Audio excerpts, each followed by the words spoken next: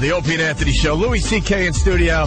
Playing Boston, I don't know, a couple weeks. March 14th. I'll be March 14th, yes. 4 p.m. theater. I'll be in San Francisco this Friday, Saturday, and Sunday. Cubs. You live out there. Now, Louis, what's this viral video about? This is my last time on Conan. Well, how long ago was that? Literally, because the show's gone now.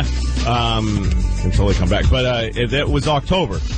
And it was soon after the economy imploded. Right. What happened to the economy? Guys like you. Yeah. But we're still fine. Yeah, below 7,000. Yeah. Wow. Yeah. Who thought we'd see that? People the are very Dow. confident with the Obama come on. economic package. It's the AIG thing this time around. Oh, is it? Yes. The Dow Jones going down doesn't mean the economy's bad. No. It just means rich people are losing some of their money. That's all it means. It's not a sign. But anyway, so the economy was tanking, and I had been doing this material about it, and so I did Conan and did this set, and I did it in October, really hit a chord, and it started to go viral. It got up to like 300,000 hits in like 3 days. Wow. And then NBC took it down off of YouTube. Why? Because they're very smart. They're very savvy. This is the thinking. There's a video out there that's being seen by people who maybe don't even watch the Conan show. It's raising awareness of NBC and Conan for no money. It's not costing a dime. Free marketing. And it's going to people that want to see. It's not like forced marketing that doesn't work. Right. It's targeted marketing, and it's working. People are seeking it out. Got to take it down.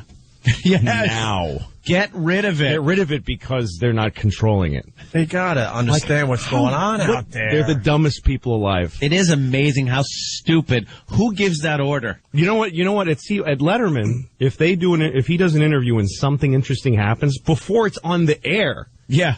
they put it on YouTube. They put a little ad on it. Yeah. But they also put it up at the best resolution. Like if I go look for a Letterman clip on YouTube, I go to the CBS one that they put up because they put up I'll watch the ad to see it in high resolution. They put out before the show is on. And then that night everybody watches because the YouTube but on Conan this one little interview just starts exploding and they took it down. And then it was gone for like the whole year for, November, December, and January, and now. And then somebody stuck it up on, I think, Spike TV or something, and it started to gain interest again, and so somebody reposted it. I mean, I'm sure they'll take it. I'm sure they'll take it down now, yeah. But it's exploded. It's gotten this huge, crazy amount of hits. It's up to like close to 1 million, one of them. There's two up. One is like up to 250, and one's like it's like 750 now, I guess. Right, that's awesome. And it keeps coming from all these different angles and stuff. It hit a nerve with your stuff. Yeah, and it's interesting because it's these different groups of people, because some like real sort of anarchist hippie people go like, yeah, screw capitalism. Which is the essence of what I was saying was that I'm glad capitalism is failing because it wasn't working anyway. But then this guy, oh God, I'm trying to remember his name now. Kevin Levine, is that Levin? He's an ABC Radio, really huge conservative talk show. Rush Limbaugh? Mark Levin. Mark Levin. He played it on his radio show and the whole thing. And then it came on and said, this guy is right on the money. He is, yes, the Obama administration and the liberals are saying things are bad and they're not. And he turned it into this whole... So I started getting all these emails from conservatives saying, yes, you're one of us. And like it's on Christian websites and all this stuff. Hysterical. And then I actually got invited to this huge conservative thing. Not this. It's a thing though that Rush goes to and everybody goes to. It's not that hearing doctor. It's this big. What? Is it a hearing doctor? Because Rush has all two empty dishes on his head. How about a questionable doctor if we're talking about Rush Limbaugh? Then a few pills. But they asked me to perform at this thing that they all go to. Wow. And stuff. And you said no, obviously, right? Well, I was working. I would have done it in a second. Sure, that would have been a good experience. Just to go. Well, now we got to play the bit. Okay. We should play it. Oh, okay. Why don't we link it on onaradio.com so they can see the video of this? But this is getting a lot of talk. Went viral for Louis C.K. Check it out. Those were simpler times, I think. I just feel like when you're home. Hey, there you have it, Louis C.K. That's brilliant stuff, Jesus, Louis. man. Thanks, man. Very nice. That thing is viral, like we were just talking about. It's popping up all over the place. That is so goddamn funny. I want to curse. Yeah. It is so goddamn funny. Thanks, man. Right on the money. God, how spoiled. Well, just entitled. We're spoiled, entitled little babies. The thing is that people expect things to, like, who owes you a perfect day as a consumer? Yeah. Like, who owes you that? Like, people think it's in the Constitution that they just have a clear signal without any interruptions. It's as good as it is, the cell service. You know what I mean? And the airplane stuff. They're throwing human bodies into the air like thousands every second. There's like thousands of airplanes in the air right now. And then they it's amazing what these people do. And Sully, by the way, this guy who like lands this plane on the Hudson and he's a hero, and then the passengers meet him and cry and show him their ugly babies and say, look, this kid's not an orphan because of your heroism. I promise you, seconds, like 3 minutes before he did that, they were on the ground in LaGuardia, taxiing around, and he was making his announcements, and everybody in the back's going, oh, could he shut up? I'm on the phone. Drive the bus, you douche. Nobody cares what you say. And they don't even give him the credit, because I've had people say to me that he was that it was a miracle. That's what everybody says. Yeah. It was God's hand.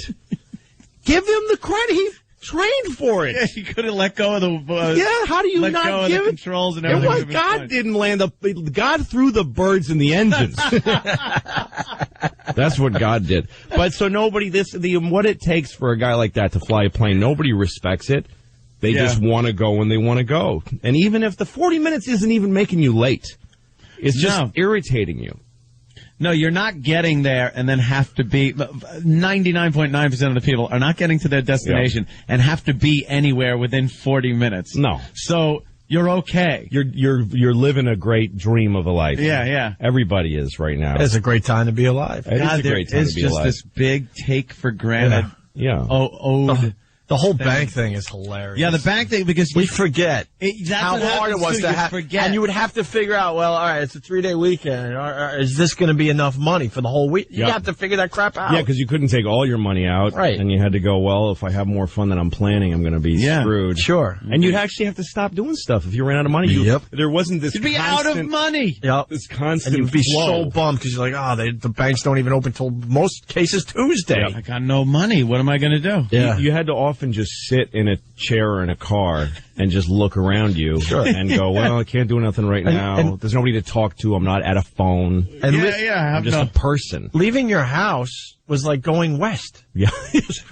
Seriously, you left your house and you were just out of touch with everybody. You didn't know what was You happening. hope that the people you said, well, meet me at this bar at 5:30 are going to show up or whatnot. That's you when can check up on anybody. This stuff is great. This technology is great. And I've read like comments on YouTube where people say that this guy's a primitivist. This word that you hate technology. You're a primitivist. Yes, that's not the point. The point isn't that technology is bad for us. The point is that it's as good as it is, and people have to stop. People are so miserable. People spend so many hours poring over their products and then throwing it away and buying another one.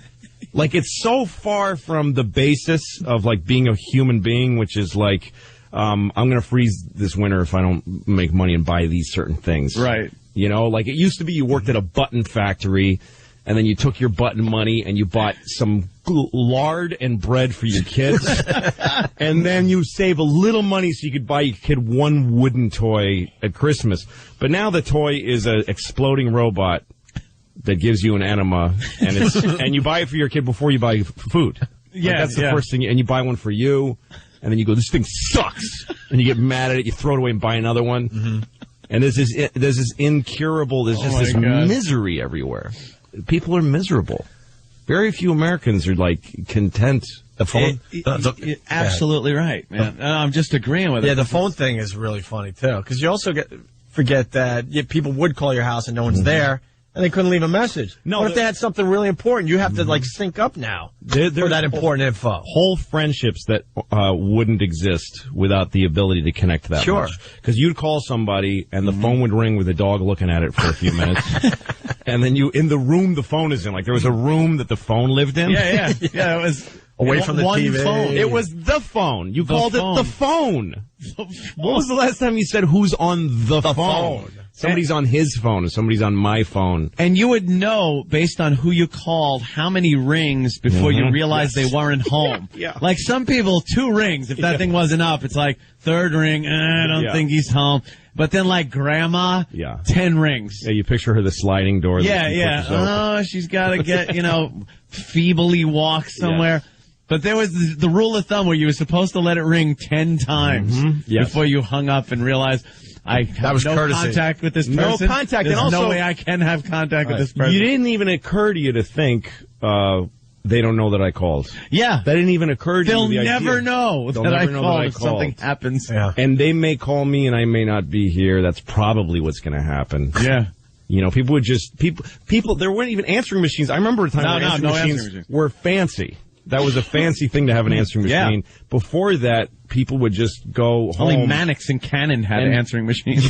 Because they were running business. Rockford. Yeah, Rockford. Yeah. Hello, this is Jim Rockford. The song would start. Yeah. But for most people, it was just somebody might contact you if it's just weird to think of that now. Yeah. The one thing you said that was very funny was the sparks inside. Yeah, like there were. No, it was a copper coil. If you took apart a phone, which I did often, it was a copper coil that you made sparks and it went down a copper wire, literally a copper wire from your house to the other person you're talking to. Like cups with a string. You didn't buy a phone at the store. No, we rented our phone. Into the wall. It was Bell Telephone, property of Bell Telephone. It was hardwired into your wall. Yeah. So when you moved in, that phone was sitting there. Yes, and when you didn't pay the bill, which my mom often would run out of money and not pay the bill, they would come and take the actual phone out. They'd take the phone. The phone would go into a truck full of ugly, dirty phones in a pile like Auschwitz, just all laying with their cords tangled together in a big pile. Dice did a bit about the old phones. The rings? The ring, and how heavy they were. Yeah, and how you could just beat somebody with them. Could. Now you can't beat someone with your cell phone. Just the receiver, you could beat somebody to death with the receiver. Just the receiver, it was a weapon. Yeah. Your phone was a weapon. It was made of this Bakelite plastic. Yeah, well, completely unbreakable. Yeah. You could not break your phone. No, not at all. Although that cord would constantly, the worse you stretched it, the longer and more unwieldy it got. And it was a Garrett. It was another weapon. Yes, a Garrett. You could choke it because that thing would never snap. No. You could break a lot of stuff with that long phone cord. You'd pull it into a bedroom and slam the door on the cord to get your privacy. The thing is, the things people are impatient about, too. It's like a guy standing on a street corner, furious because it's taking a little while to load a picture of Axl Rose on his phone for him to look at for a second to remember what the guy looked like for a second. Oh my God! To look at fat Axl Rose now. Yeah. What's he look like now? I took out. It's taking too long. I took out half of Anthony's ex-mother-in-law's house with the long phone cord. With the long phone cord she used to have.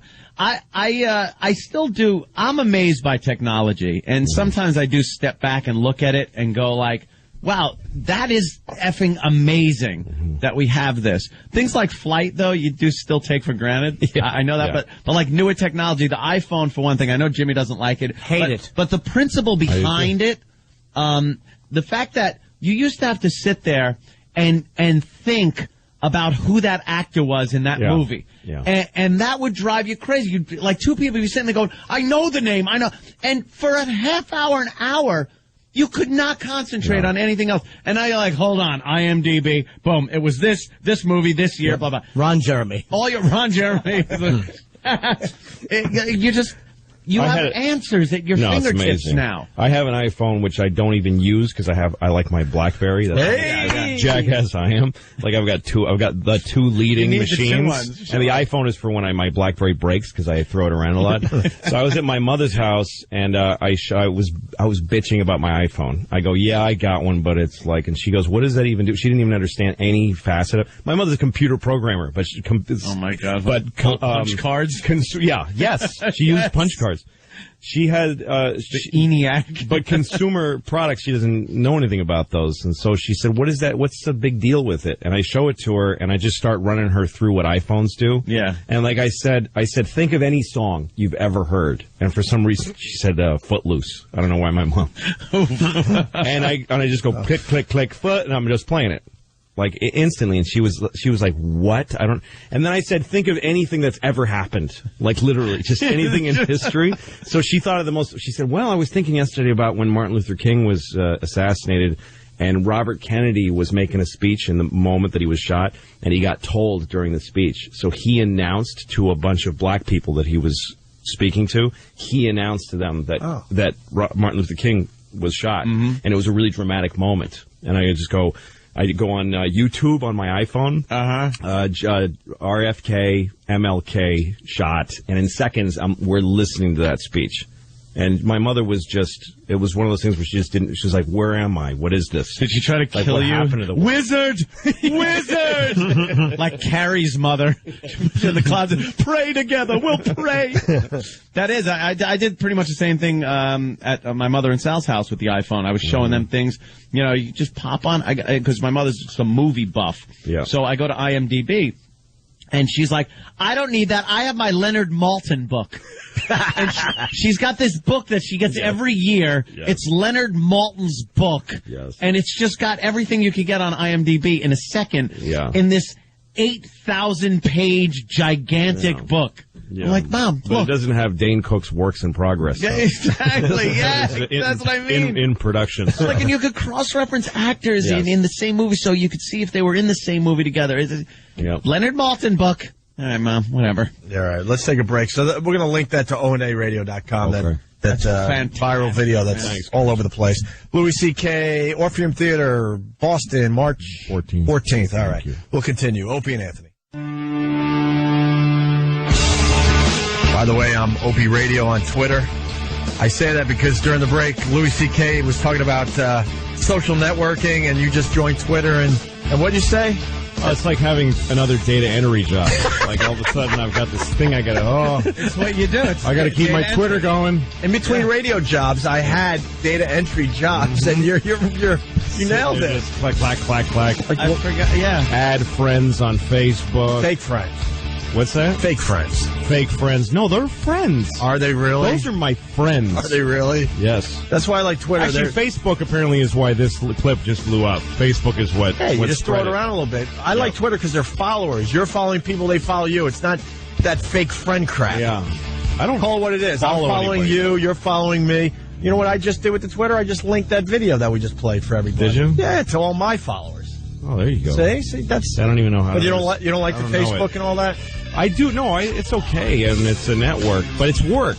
It's like I'll sit down and start doing my Facebook and stuff. Upkeep. This is what upkeep. My daughter has a Webkin, which is a little stuffed animal. I know the Webkin thing. It's in front of you. It's a physical animal. Yeah. But then you go on and there's a cartoon of it on this website, and you feed it. Yeah. Food, you buy it gifts, you earn money to get it things, and life, and then she's 60 and it's over. Like, it's just so much time. I don't think people realize how much time you're spending. Yeah. And it's the same thing as Facebook. You sit there and you glaze-eyed go through your friends. You manage it, do all the management that's not even fun. Yeah. And then you find one or two friends from high school to say, oh, yeah, you're fatter now. That's interesting. It's like, wow. And then you go, my life. It's been 4 or 5 hours. I just did that. So I don't let my daughter do this. I don't let her do it anymore. How old are your daughters? 7 and 3. Oh, okay. My sister's kids are a little older than yours. And she discovered they got Facebook pages, so she put a stop to that. Yeah, you can't. Like 10, I think 11 and 9 now, I believe. And well, my daughter asked because I just kept saying, no, can I do webcam? Nah, not right now, honey. I just would say, not right now. Nah, you can waste your life. And then one day she said, hey, how come never with the web? Like, never. I can't do it. And she's on to you. She made a case for it. I said, okay, I'm not going to just because I don't believe in just telling your kid, because I said so. Do as I say. Yeah, like, what are you teaching the kid except for that you're a fat idiot they want to get away from? That's the only thing you're giving them. Why not look, the kid, like, I always give my kids, like, a day in court, because that's a skill they're going to learn. Yeah, they're going to need that, yeah. Is how to, look, I'm like, okay, if you have it, let me hear it out. And she goes, well, I like doing Webkins. You say no every time, and I don't understand why. You don't tell me why. And so I gave her the benefit of the doubt, and I explained to her, your life just goes into this hole of waste. When you sit I said, you have your whole life to do that. You're going to probably do a lot of that. That's so true. You're going to go on computers, and you're going to spend a lot of time looking. But when you're not looking into a computer, you're reading, you're coming up with games, you play with your sister, you do all this stuff. And I just think it's better for your brain. You're really smart, and that's just going to might make you boring. And so for now, I'm just saying, I said, but if you really feel strongly about it, we'll make some time for it and put like a clock on put a timer on it. And she never asked me again. Which I hope is because she thought, she was flattered that I thought she was smart enough to take care of her brain. I doubt and that she understood the idea. It also might be just that I intimidated her. Yeah, just trying to find someone online who will kill you for money. Yeah, exactly. Hey, they're asking for your Twitter name now. Oh, it's CK. Somebody took Louis CK, so it's CK Lewis. Isn't that great? You can't even have your own name on the social network. Yeah, exactly. Let's say hi to Roy in Pittsburgh. Roy. Yes. Hey, Roy. Morning, boys. Go ahead, Roy. Yes.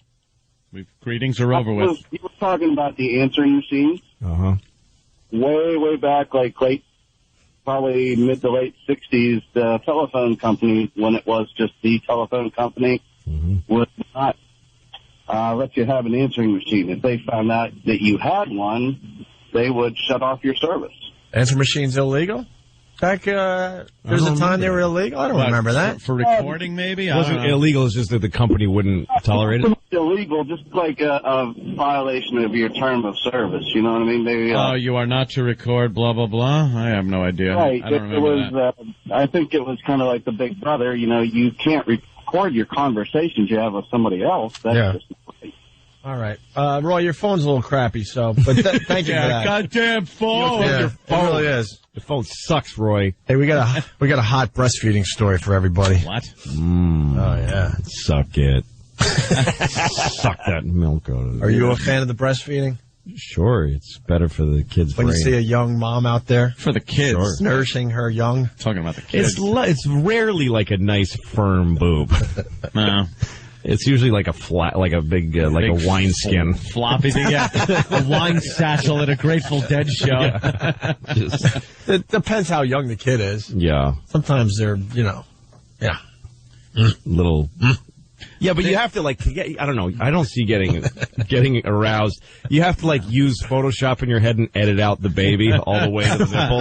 You have to sort of airbrush out the child. It really does just destroy any sexual. And also generally a woman breastfeeding doesn't look like a perky beer commercial model. She's like a tired woman, frumpy mom, that's really frazzle haired, puke on the shoulder. Yeah, she's had it with life. She's baggy eyes and slept in days. Sit outside the shopping center. Yeah. No, and breastfeeding is it's exhausting. It takes a huge chunk out of a woman. Sure, it's murder. James from New Hampshire. This is not, capital letters, a sexy story. Well, let's find out. I think it's very sexy. Listen to this one. It was an unforgettable and shocking sight that prompted one driver. It was an unforgettable and shocking sight. Talking like this. Oh, every time we play a clip.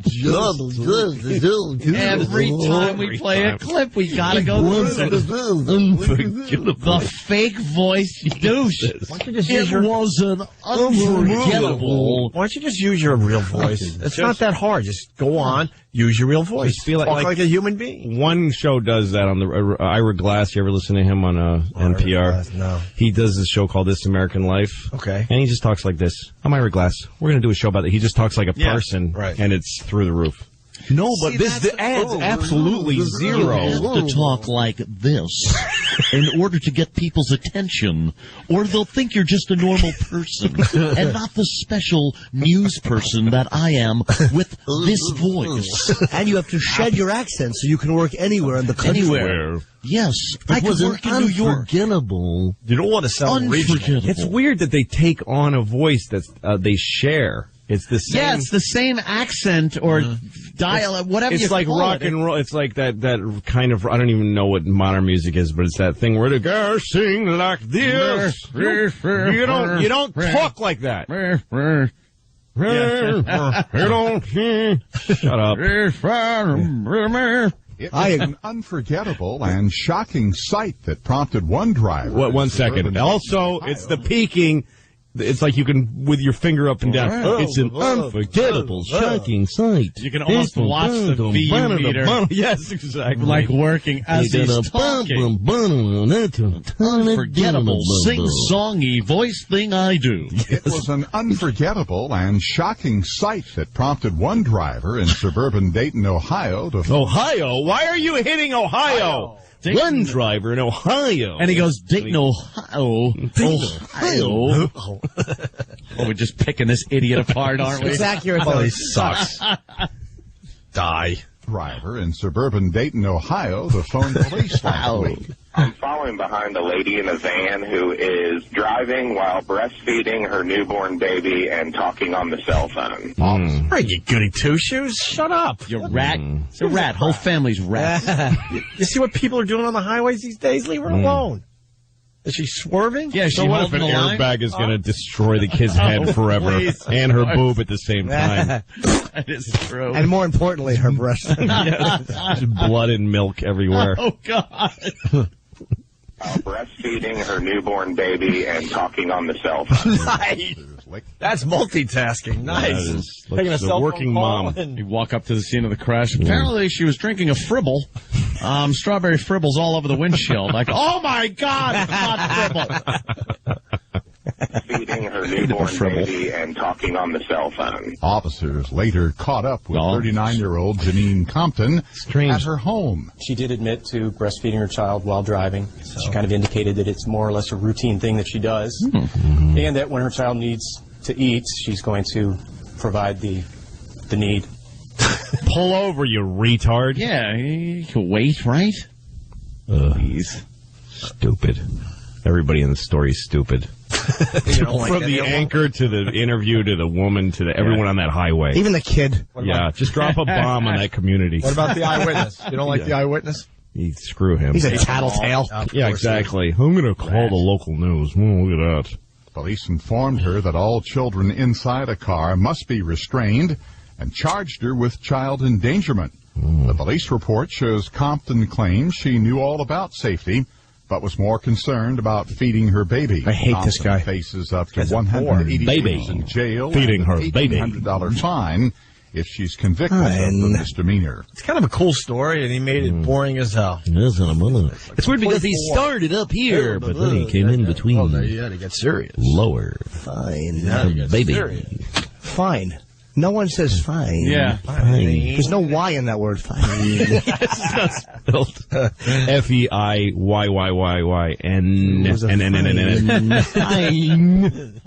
What does broadcasting school teach people? To be zilches. Like this. That's not enunciating. Like this. You must add vowels. Y'all's to everything you say. You say fine. Fine. Where do they teach you that? Oh, God. Why do you do it? No one needs it. Every broadcasting school. It's terrible. Talk from the diaphragm. That'll get you a job. Gotta talk from way down here. Shut up. Well, that just took us out. He's sitting there with a Dunkin' Donuts coffee and a script, reading into a mic. Yeah. Is my hair unforgettable? Can you do that again? Hit Ohio. Ohio. That was real nice, Bob. Thank you. Yes, I know. Good one. Yeah. Is that a take? How do I look? My hair okay? It's a voiceover, Bob. 5, 4, 3.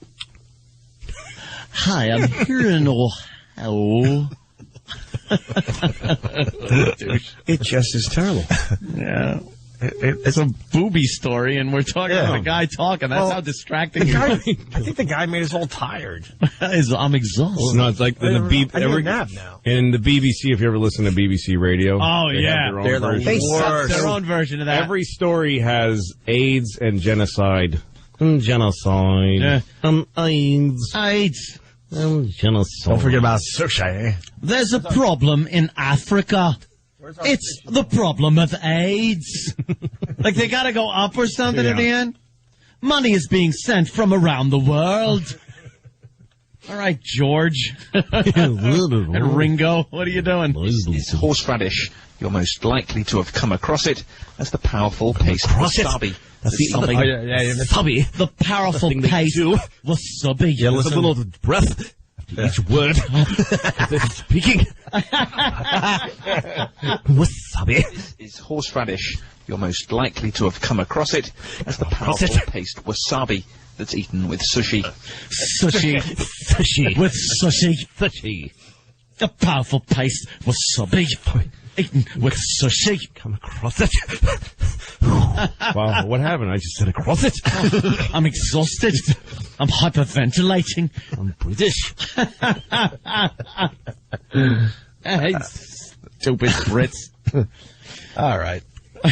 What do we got? Louis C.K. March 14th, Orpheum Theater, Boston. Nice. I like that Orpheum Theater. Yeah, it's a great. I'm going back to Cleveland too in April, and I think that's where I'm shooting. I'm shooting another special. Nice. Either in Milwaukee or Cleveland, wherever we sell the most tickets. Wait, basically. this guy's Tim in Philly. Tim, go ahead. What are you saying? Hey, hypocrites. Why? Hypocrites. How you doing today, hypocrites? All right, now tell us why. Whoa, easy. That's tough talk. Whoa, hey. But he was nice. He asked how we're doing. Fine, thank you. I'm doing okay too. I'm a little tired. How are you? What do you got, Tim? Fantastic. Hey, Fat Jimmy. Remember your stupid voice? Opie. Remember your stupid voice back in the radio days? This guy's really. I never had a stupid radio voice, to be honest with you. Are you a radio guy that is bitter or something? I was always perfect, by the way. I do. It doesn't matter what. Are you a radio guy that's bitter? I don't understand. It's part of the profession. It's part of the territory. You are a radio guy that's bitter. What radio job did he get picked off of? You know, I really don't care. At the end of the day, your voice on stage was awful. Opie, you don't even. It's your opinion, you douche. You stupid fat. Wait, I love this guy. I have no problem with Tim. He hasn't said one bad thing about me. Tim, it's either a bit. Hold on, wait. Caller. Hold on, caller to people who are doing it for a living. Yeah. Tim is just annoyed. I never had a radio voice, so where's your criticism? I'm a comic, so I never had a radio voice. And I openly admitted when I got into the business, I did go with the radio voice thing and realized how stupid it was, and was able to. I would like to change my further. whole delivery and go, wow, I'm going to try something different, and it worked out for me. Who says you have to be like vetted to make fun of something? Who says that you have to have like any track record? What if you did? What if you did have a funny radio voice? And what if Jimmy never was funny once on stage in his entire career? Right. Why does that mean that we can't make fun of this guy? Who cares? Tim, what's your who says you have to be qualified to rag on somebody on the radio? What happened, Tim? Let's be truthful. Tim, why are you so upset about this? Are you in the business? You do voiceovers? What do you do? I'm not going to get involved in what I do in my personal life, in my professional life. I'm just going baby boy! Come on, baby boy. It didn't work out the way you planned. Don't be shy. What happened?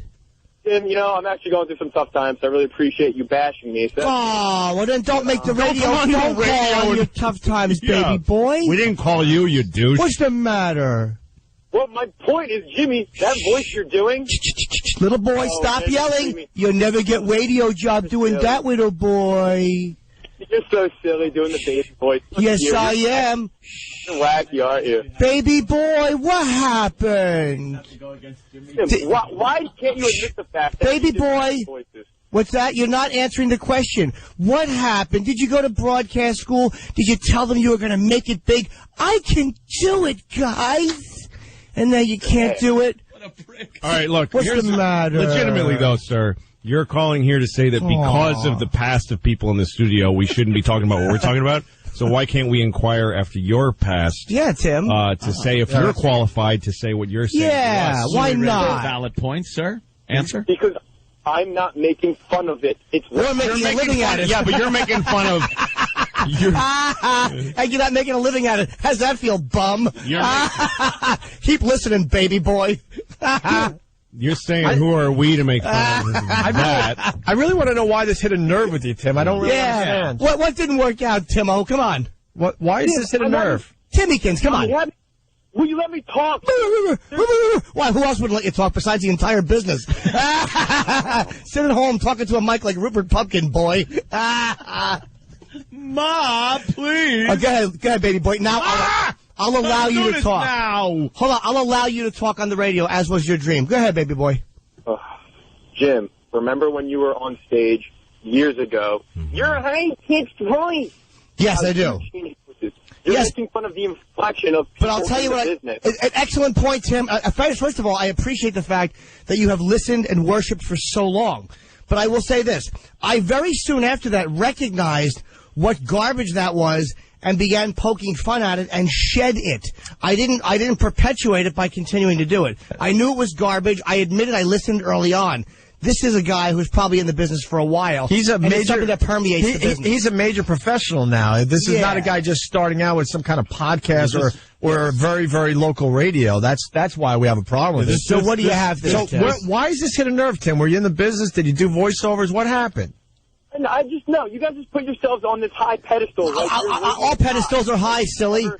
It's all pedestals. There's no such thing as a low pedestal. It wouldn't be a pedestal. There are pedestals that are lower no, they're not. They're not pedestals, then, Lou. They're steps. Like a pedestal can be low relative to another. I don't think we put ourselves on a high pedestal. I think. All right, I just don't want to let that one go by. I think we have a problem with news people and radio people that use that fake voice. We hate it. Well, I'm on a pedestal, so strain your neck. Look it up, Timmykins. Tim, I just want to ask you, what is it about me you like? I think you're just an alcoholic, and I am one too at the end of the day. So I just really okay. There you go. So he's got a problem with my drinking, but who doesn't? Was there anything else you wanted to get off your chest, Tim? What's not working out for you? You're having some tough times. Let's work through that if you don't mind. Tim, what the hell is wrong with you? Like, what?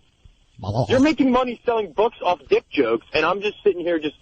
Now, Tim, don't use such language and stop calling under different names. I did make a lot of money, 2 bestsellers. Yes, I earned that. What's the matter, kiddo? You had a dream of writing and you're not quite good enough to cut the mustard there either? Is that what happened? Screw you, Jim. What's the matter? Nobody wants to hear what you have to say? They told you you were a funny or interesting guy growing up and you're not? 1, 2, 3, cry. Go ahead. Come on, let's squirt some tears. What is it? You talk about my books. I mean, have you read them? I don't know. No, How do you know about them then? Why are they relevant to you at all? How do you know they're dick jokes if you didn't read them? Exactly. That's what he does. It's what he does. How do you know what I do? Why would you pay attention? Stop being such a worshiper. Come on, kid. Tim, I'm really confused by your phone call. Yeah, well, I'm really trying to get to the bottom of why this bothers you. Tim called the other day. He's probably one of those guys. A man shot himself today in Philadelphia. A Philadelphia caller to a radio program shot himself once in the head, fatally injuring because his lackluster career. Well, so Tim, what kind of what kind of a career did you want to have? You said you have a tough time. You offered that, man. We didn't ask you. Right, no, I know. I just hate how you guys go about the whole radio. Yeah, I know you do, but let's get to the tough time. Why the tough time? Hold on. You hate that, Ask me questions. You don't let me talk. Talk. You're repeating yourself. That's probably why you didn't make it in entertainment, because you're a redundant, silly boob. Say something interesting and compelling. Here's your opportunity to talk. What is going wrong in your personal life? You mentioned it. Your turn. Go, Tim. No, you guys are throwing so many questions at me at once. That's one question, baby boy. What's going wrong in your personal life? Opie's been throwing the same question at me over and over. What's because you haven't answered it? Wait, because I really want to get to the bottom of it. We could beat you up all day, but all right, go ahead. Talk, please. You know what? Go, Tim. Your turn. Go. You guys have this radio show. You guys can reach out to millions of people, and you don't take advantage of it. Yes, we do. We have you calling us, Tim. That's what we wanted to do. Wait, I want to hear the guy. What do you mean by that? How do we not take advantage of it, sir? You guys do not have any kind of production value for your show on many levels. Yes, we do. Value. Well, now the guy. Now I got to agree with him. Well, the guy makes a good point there. Maybe we should have pushed on. Go ahead. You don't think what do we need as far as production value that would help the show? I really think you guys walk in the studio 10 minutes before you go on air. Anthony's brushing off some hangover. I don't care. Whatever. Opie's doing his own thing. Jimmy's stumbling in from a stand-up show, and you've got morons behind the scenes over there. I really think that you guys could have a much better show. This guy's got it pegged. Why do you listen then, Tim? Like, what is it about the show that draws you? Yeah, why do you care? If you knew what you were irritated by Jimmy's stand-up voice when he started, and yet you keep following his career, you know about his books, you listen to this show, it's got low production value, they have no right to make fun of who. Why don't you just turn it off? Why are you making yourself so upset? Hey, where is Steve C? Is he on the phone somewhere? It's the idiots behind the scenes. Why are you such a fanboy, Tim? No, to be honest with you, I was at one point back in WNEW. Right. I have XM in my car. I drive an hour and a half to work every day. I pop you guys on for about 20, 30 minutes. It's the same regurgitated garbage. So turn on a long time to listen. 20, 30 minutes is a long time to listen to something you don't like. 90 minutes to work. Get a better job, educate yourself, and live closer to where you work, kiddo. If you could realize this whole story I've been telling you, I'm going through not the best of times. Well, I asked you to elaborate on that, and you didn't elaborate on that, so I have no empathy. I'm going to. Elaborate on it now. No, Jim. Exactly. No. I don't want to elaborate. I don't really care, to be honest with you. Stop listening. Put on the XM Comedy Channel or put on another show. Stop torturing yourself, Timmy boy. I just think it could be so much better. Well, we think you could be a better caller or not a douche, but it's not working out for us either. Oh, God. You're not elaborating. You're a radio caller who offered nothing about yourself. What, do you want me to write a book about it? Something that you've done twice? Yes, and that you couldn't do. What a weird thing. Yes, like I have done that twice. You who has written 2 best-selling books twice. What do you want me to do, succeed like you've done? No, Tim, just keep driving 3 hours round trip to work and spending an hour a day listening to us like a good boy. The same redundant crap we just regurgitate every day. Don't you realize we talk about our life's experience here? We don't throw a bunch of fancy production in. We talk about our lives. We talk about our political affiliations. We talk about anything that comes to mind because it's a talk show. It's not a phony show where people put on a voice and do things. Don't you find that slightly refreshing? To some extent, but the fact that you guys could do so much more with that idea, you guys. Can I ask you? Can I ask for one example? What is one thing that you wish you heard on this show that you don't get to hear? It seems like the show's mailed in on such a consistent basis. Forget what the show does that bothers you. You said something that was like positive and optimistic. That there are so many things that they could be doing. So just give me one example of something that you think they could be doing. Well, I just look at the fact that every time a caller calls in, especially That's another criticism, you stupid douche. Offer an idea. You're being given an opportunity. Offer one idea. Let's hear what he says about the caller thing, and then hit him on that. Yeah. Go ahead. Back in WNEW, when callers came in, you were receptive towards them. You enjoyed them. A female calls in, you call her out for having a dirty womb within 20 seconds. What? Now we've been that's nicer to the female callers. Wait, that's the constructive idea. We have a lot. That's what we can be doing better. We have a lot more females calling the show, and they do have dirty wombs. Yeah, of course they do. And no, every womb is dirty. Essentially, that's what you had, Tim. Got blood and goop in it. Be receptive to callers. You've been given quite a bit of time on this show. We've been. You don't think we're receptive to callers? That's it. That would be his contribution to the meeting. I think we need to be more receptive to callers. You do. You know what? You sound like an awful PD. Yep. Someone that couldn't make it on the air is now telling a successful program, relatively speaking, a successful program, that you have a better idea. And your idea is like this vague, washy, bummer. Be more receptive to the calls. We've been receptive to you. Did you work in radio, Tim? Yes, I did. Okay, we know that. All right, Doing what? Doing what? I'm not going to go into that because I'm still trying to be in. I'm not going to talk about it. Why not? Real honest radio guy. What's the matter? Why don't you stop being a wannabe and just take some charge of your life and say who you are and what you do? Yeah, stop honest. cowering. Or even just speak generally about what area you were in. It's annoying. Should we be less honest on the show like you are? Is that something that's good? Or do you like the honesty of this program? No, that has nothing. I'm not trying to get at that. It's the fact that you guys reach out to millions of people, and I think you're failing at it. I really do. We're failing. You're calling anonymously and cowering without just saying who you are or where you work because you want to give an anonymous criticism. Do you know people You're know like a girl, man. People know us pretty intimately based on what we say on this program. So I think we put a lot across. When we talk every day, I think people know me, Opie, fans of the show know us all pretty personally. What are we not doing that we could be doing, aside from, your phone call? The callers, which empowers you more. Go. Yeah. No, I look at when I compare what you guys are doing now to what you did in WNEW. Remember when you guys first got syndicated all over the place? Yeah. Those syndications started falling off very quickly because the format of the show did a complete 180. No, everything about it. Our syndications didn't fall off. Not at all. We got fired. We got fired for the church thing. You're so That's dumb. when you're right. Our syndications fell off very fast. On the radio. One day we lost every one of them. You're right. That was very fast. You're as ill-informed as much as you are cowardly and languishing in anonymity. You like to be anonymous. That's why you're failing, Tim. I don't. You guys, when you came over on XM, you're jealous. And jealous, baby boy. Here comes the hushing and the baby boying. That's what you are, and that's what you're doing. You're a jealous little boy, and you don't even want to say who you are. You want to just call anonymously and then go back to your anonymous life until someday you make it in the business. Yeah, whatever. You know what? I'm going to work 50 times harder, and I'm going to be 50 times more famous than you. Yeah, and whatever. Right, Rupert. That's good. Rupert Pupkin. We got him on the phone. You think like a chick, and you answer like a chick. Do you have a pride and joy card I could have?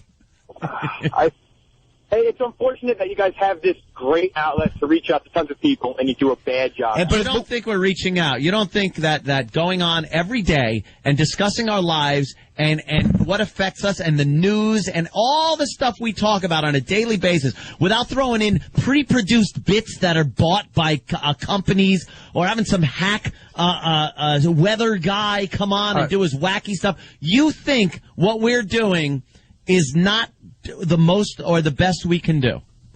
No, but not even close. All right, listen. Not even close. With what, you don't even have hold on. With what Anthony's saying, what radio show do you enjoy listening to? Ah, very good. Thank you. Yeah, it's good.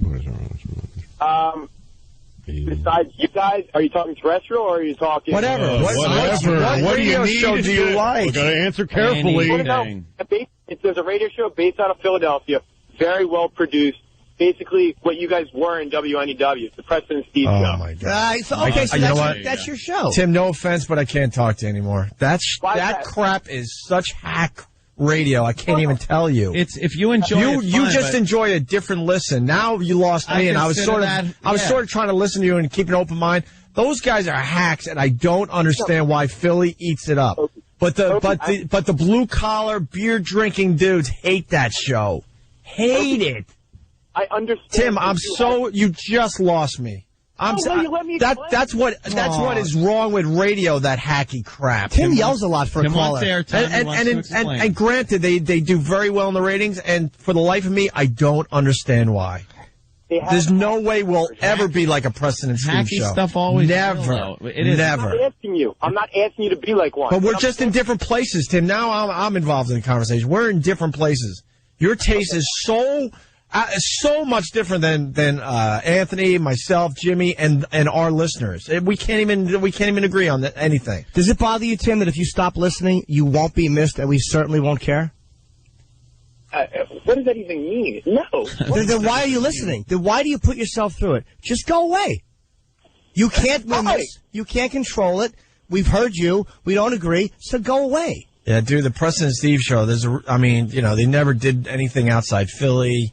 They never got national attention, never got syndicated. I don't understand why that show's popular, and I'm certainly not going to sit here and try to figure that out. I just know that's not the type of radio I want to do or will do. You're jealous. You're a jealous wannabe, Tim. Wow. No, I'm. If you would have said other shows, then I might have been like, all right, you're making good points. But then you throw the Preston Steve. Wow. You're jealous. From the production value that they do. Production value. Oh, what a wannabe. Do you understand a talk show and a production value-based show it's two different things? We do a talk show where we sit and talk and discuss things. Do we need pa-choom and production behind it and some kind of friggin' sounder to hold your attention? We love sitting in a room and discussing our lives together, and listeners call and have the opportunity to do the same. What are you talking about, this production that we need? Right. No, I'm saying basic values. Like, hey, we're talking about a U2 song. Well, let's not play it. Let's just talk about it. I have no idea what the hell half the stuff you guys are talking about when you guys are talking about, oh, I like that U2 song. Yeah, me too. Oh, but that other one. Blah, blah, blah. We haven't even talked about the U2 song. And by the way, I've been on this show many times, and every time a song comes up, I'm amazed at how quickly I'm hearing it. I know. It happens right away. Like if you just reference something and it comes up, so you don't know what you're talking about. Yeah, that's something we really do try to do. And by the way, these guys are doing a show. They're doing it the way they want to do. Who owes you a show that you want to show? Just play the show you love in your own head. Well, it sounds like you got the show you like, Preston Steve, so listen to them. Got it, so they're on the same them. time we're on. If these guys do a show that other people don't like, then people will stop listening, and they won't be on the radio, which is happening slowly, but, All right. Tim, the bottom line is this. If the show wasn't working, what will happen to us is what happened to you. Yeah, it's a very Darwinist system. Failed. You have failed. And you're jealous, and you're one of these failures who sits at home and cries like a little baby. Yeah, because the rest of the world considers it. The rest of the world considers it a very binary choice. You turn it on or you turn it off. Nobody cares. You don't sit there and why isn't this the way I like it? Because they're not you. They're somebody else doing what they do. So listen to a show you like. Don't listen to this one. Yeah. You have no vote here. What are you, a stockholder? You're on the message boards, too, because you seem to like anonymity since you're not making it in the business. You like to call up anonymously. Go on a message board. I'm sure he make does. Up a funny name. This guy writes really long comments. You want to be heard, really long. And then he takes somebody else's comment and parses it and answers each part. Oh. All right. The business has rejected you. And, just go be heard somewhere, silly. I don't think what you're doing right now is going to repair your personal problems. I think you're taking a huge out of, go, just tell her you're sorry instead of doing this. All right. We've entertained Hang up, call her, and tell her you didn't mean to hit her in the face. Yeah. Thanks for the call. Best of luck. Best of luck, Tim. You just keep listening, kiddo. You keep listening and being jealous in your car. I think Danny has got the weenie in the butt. It's perfect. We'll end with. I just saw this last night. I was laughing my ass off. Louis, great job today, Orpheum Theater, March 14th in Boston. Jimmy's going out to San Francisco for Friday, Saturday, Sunday at Cobb's Comedy Club. Oh, you have a gig? I just thought you were going out to meet friends. I want to go out there in my chaps and tie my shoes and see how long it takes. Wait, quick, production! A man in chaps! Quick, get a sound clip! Oh, sorry. For Tim, because he's still listening, a lot of production value here. Check this out. We'll see you tomorrow. Hey, okay, we've got our first contestant. Let's hear Weenie's catchphrase. They're no funny. I think we have a wiener. And that's Dickie the Punchline Donkey on 97.1. Dickie the Punchline Donkey on Cool 97.1. We did. On the radio. In the morning. FM. WQHG. Cool weekends. In the morning. On 97.1. 97.1.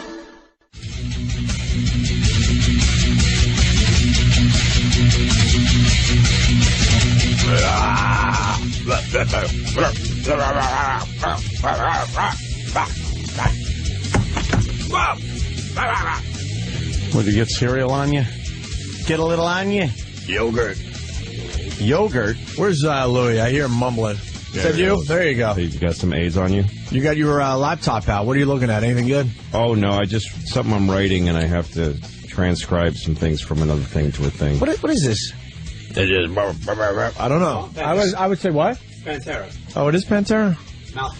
God, I was going to go with... Mouth for War. It's off of Vulgar Display, okay. I do believe. There you go. I like. It's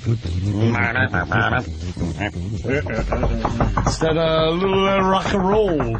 Oh, rock and roll. Opie and Anthony show here on the what did Dow do? Potty Mouth All right, side. Dow's moving up a little bit. Is it? Buying opportunity? Yeah, right. Who knows anymore? Yeah, like I said, yesterday's disaster. Everybody really, Wall Street really convinced that things are turning around. I was hearing on the radio once that Warren Buffett is buying stocks, because his whole philosophy is, what is it? Be comfortable when others panic and panic when others are comfortable, something like that. Mm-hmm. So, he's going, hey, good time to buy everybody. And then 2 days later, it said Warren Buffett had his worst year ever, and he's really worried. Yeah, and he's really mad. Yeah. He's usually an optimist, but that's the thing. He came out. I think he came out yesterday or the day before or something, and he's more pessimistic. So people are like, "Oh fuck, that's bad news." He's not happy. He's saying there's going to be a while before this thing turns around. When you look at some of the lowest Dow figures we've had since '97, and then other companies that are posting all-time lows. Big companies, not just... But the Dow Jones goes up when unemployment goes up. The country hurting are indicators to buy and stuff. Yeah. So it's not really an accurate measure of how most people's lives are going. It's if the Dow goes down, that just means who fucking can buy stock? I mean, out of real people in the real world. Yeah. Who can really fucking invest in stock? I think what you're supposed to do, what you're told you're supposed to do when you get a job is tuck some money away and save it. That's like phase one. You get a job. Well, that's the thing is that Americans are saving more money now. American savings accounts are higher than ever. Petrified to put it in anything else. But that's good. That's good. It's things have been so fucked up for so long. Just exploding credit. Yeah. People having shit they can't even come close to actually affording to have. And not putting any money in the bank and just living for the retarded moment, check to check. Just fucking from your ATM card, you get the money out and stick it right in your asshole and just shoot jizz all over your fucking stomach, just constant flow. Yeah. And now people are going, well, maybe I save, maybe I buy things I need, and that makes the Dow go down because people are just being stupid. So that's good. It was too high. The Dow was too fucking high. 12,000 was fucking crazy. High. Fucking high. I was talking to my financial guy, and he actually said, and I didn't want to hear this. He goes, "Well, you got that safe in your apartment. I would suggest you put money in it." I'm like, "Oh, that's good." That's what your buddy says at the bar, not your financial advisor. He's like, "I would suggest you put a few dollars in that safe." Yeah. How they get I know you're hearing stuff you never heard before. That person. Yeah. Right. That talking head with the number scrolling under it that you always turn the sound off on. Yeah. Turn it up and it's just a woman saying, and then melt the gold and make a calf unto your God and carry the calf around and kill a virgin. This is the new recommendation from, Merrill Lynch. Yeah, I've never... Turn up the volume and say, bury your money in the backyard. Yeah, exactly. You've never needed a Diamonds are an excellently portable way to escape the country. So true, man. Swallow the diamonds inside of a condom. It really has gotten to the point where, you just... Should you buy gold and just bury it like a pirate? But I'm afraid of doing that because gold is so psychological. The idea that it has... I have some gold coins. Money is more psychological. Those gold coins that I bought they were $700 each, and it's up to $9.90 an ounce right now. There you go. But I would never put everything in gold because gold is this idea that it's worth something, and tomorrow everyone could say gold is but gold has more realism to it than cash does. Yes, it does. That's true. It's hard to believe and really grasp, but... Louis makes a good point, though. If the whole world gets together and go, you know what? This ain't worth shit. The gold should not be worth shit, and that'll solve all our problems. But and let me tell you something. If that happens, Lou, we're in trouble because our money is all based on Fort Knox. Right. So if the whole world goes, we're in deep trouble. What's that? It used to be. It's not when Goldfinger was made. It's not anymore. Yeah, they took us off the gold standard years ago. Yeah, long time ago. The gold in Fort Knox is just no. What if we find a gold in Fort Knox? Okay, 1960s, Jim. What if we find a big pit of diamonds, and then next thing you know, but don't you? There's too many diamonds. Don't you know about the diamonds? What? The beers, the diamond beers. Is it the diamonds or the beers? What are you talking about? Dog beers. De Beers. De Beers, the diamond company. De Beers. Yeah. I know. Go ahead. They actually don't have a office in America because they're illegal, because they're such criminals. Right. Literally, human rights. They're not allowed here. It's just awful. It's not because of that. Their practices, like economically, there are way more diamonds than there are like fucking rocks in your backyard, in your gravel driveway. For real? There are but the De Beers company hoards them. Like, they use these, like, fucking cartels and armies and stuff and warlords. Really? They hoard diamonds. They have a massive load of diamonds, and they control the price by meting it out how much they want to. And then every time a competitor starts making diamonds, they kill them? They flood the market with diamonds and lower the value of it. Wow. But aren't they so beautiful and sparkly? Yeah, but they're common. They're fucking common. They are. They're not that. And if the De Beers company tomorrow could say diamonds are worth fucking Starburst fruit chews. Well, so don't buy those. Yeah. Where are they based out of? My mother's country. No, Jesus. I don't know. That must be a huge company. You just whatever it is, massive. With fucking it's crazy. Good ventilation. No, it's about 15 big vessels, big. The main guy. No, every time you hit a gap in my knowledge, I just go to my mother's country. So the main guy the main guy for De Beers on his way out could just say, you know what, I'm going to fuck everybody. Yeah. Why? I'm leaving this planet. Who gives a shit? Diamonds aren't worth anything tomorrow. Right. That's actually right. I just did some research that says that there's more of a man-made shortage about diamonds than there is a natural one.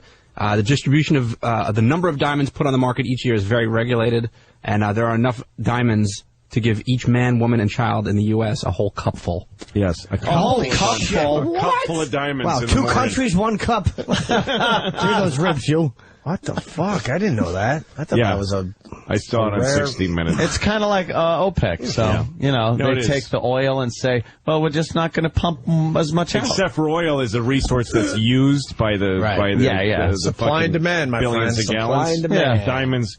If you are... They're a girl's best friend, I hear. Oh. Yeah, because girls are cunts and they don't care who dies for their fucking sparkles.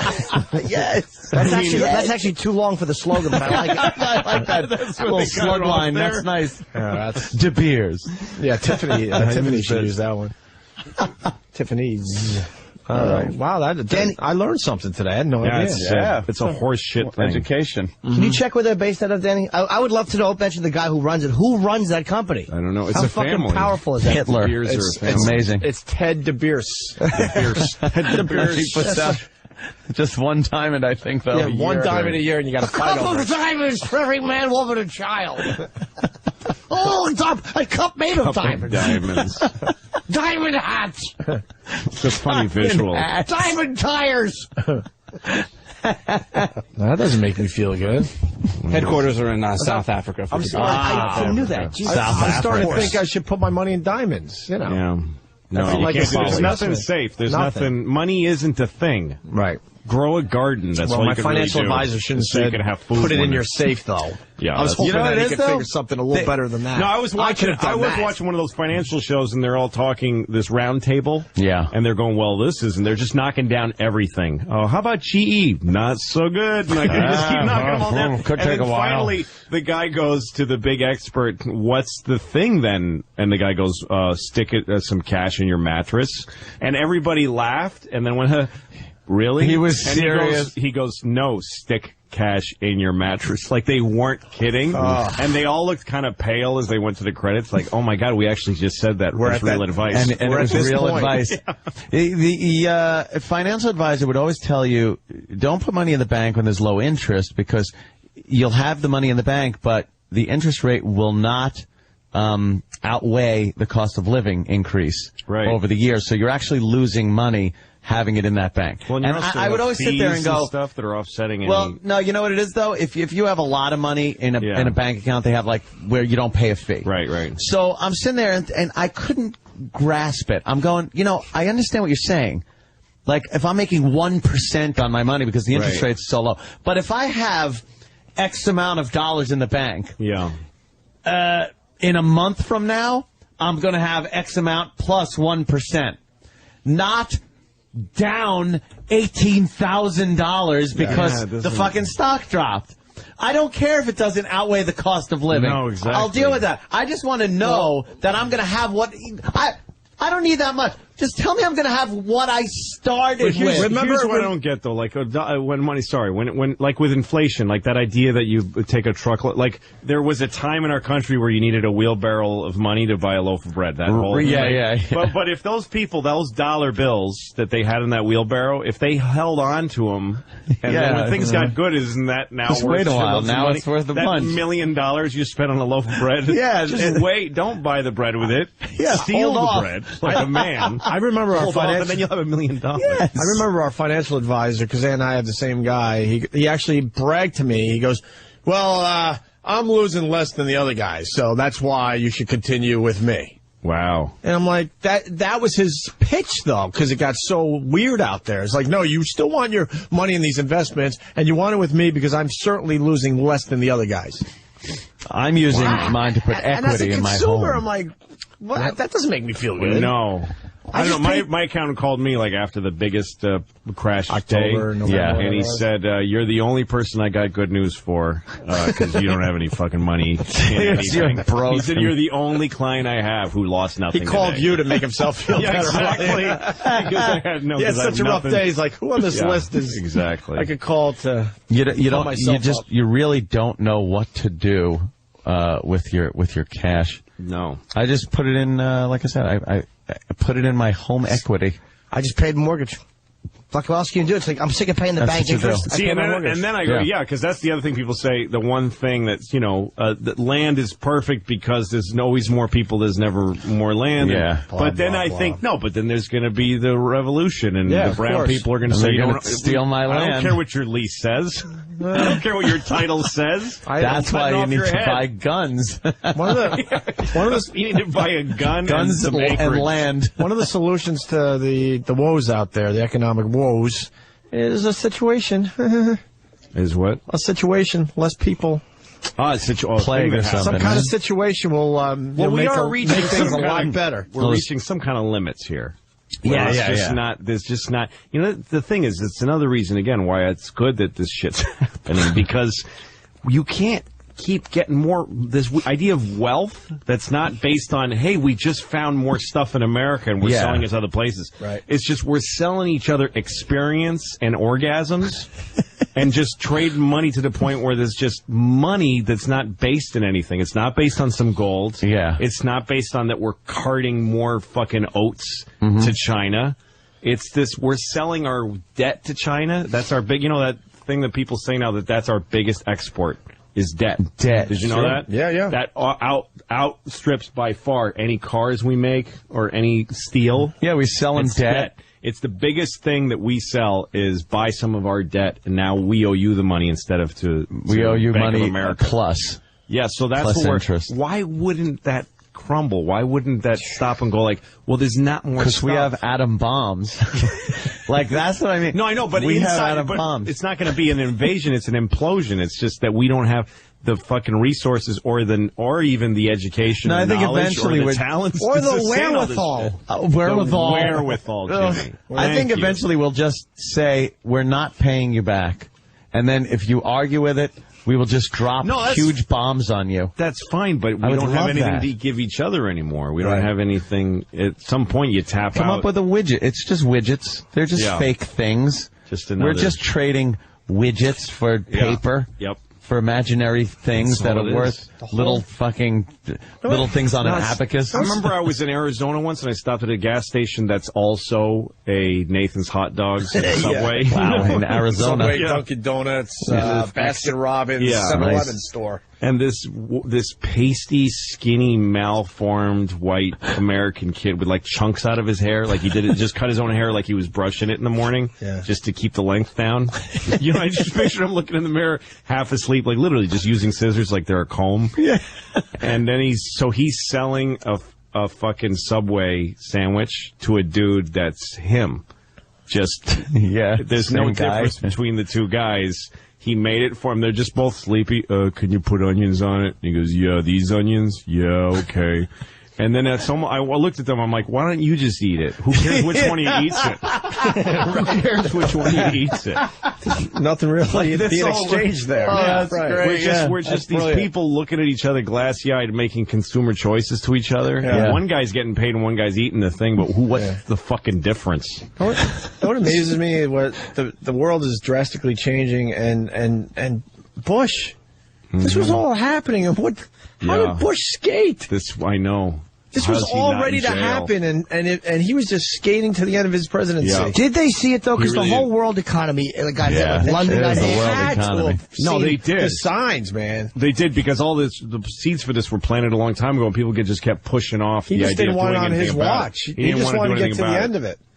There's a great story on NPR that tells the entire story, like from fucking front to finish. It was this long thing they played. Right. Of course, it's NPR. Fascinating how far back it went. I'm not blaming Bush, by the way. This was obviously all just developing while he was in office. Well, Clinton didn't help either. Sure. Clinton was another. Just fucking Reagan, man. But I guess what I'm trying to say is it was coming to a breaking point, and he was like, not on my watch, man. No. Get Obama in there and let him deal with this shit. Where's my helicopter? I'm out. Yep. Is it a bad time? Investments now, it's like, what do you buy into? Like, I invested, there's a company, and what they do is they go to people's homes. Sorry, Jimmy. And they do oil paintings of you and your family, and the paintings are about $8,000. And this company's like $300 a share. And I think that in an economic crisis, people want oil paintings of themselves for their families.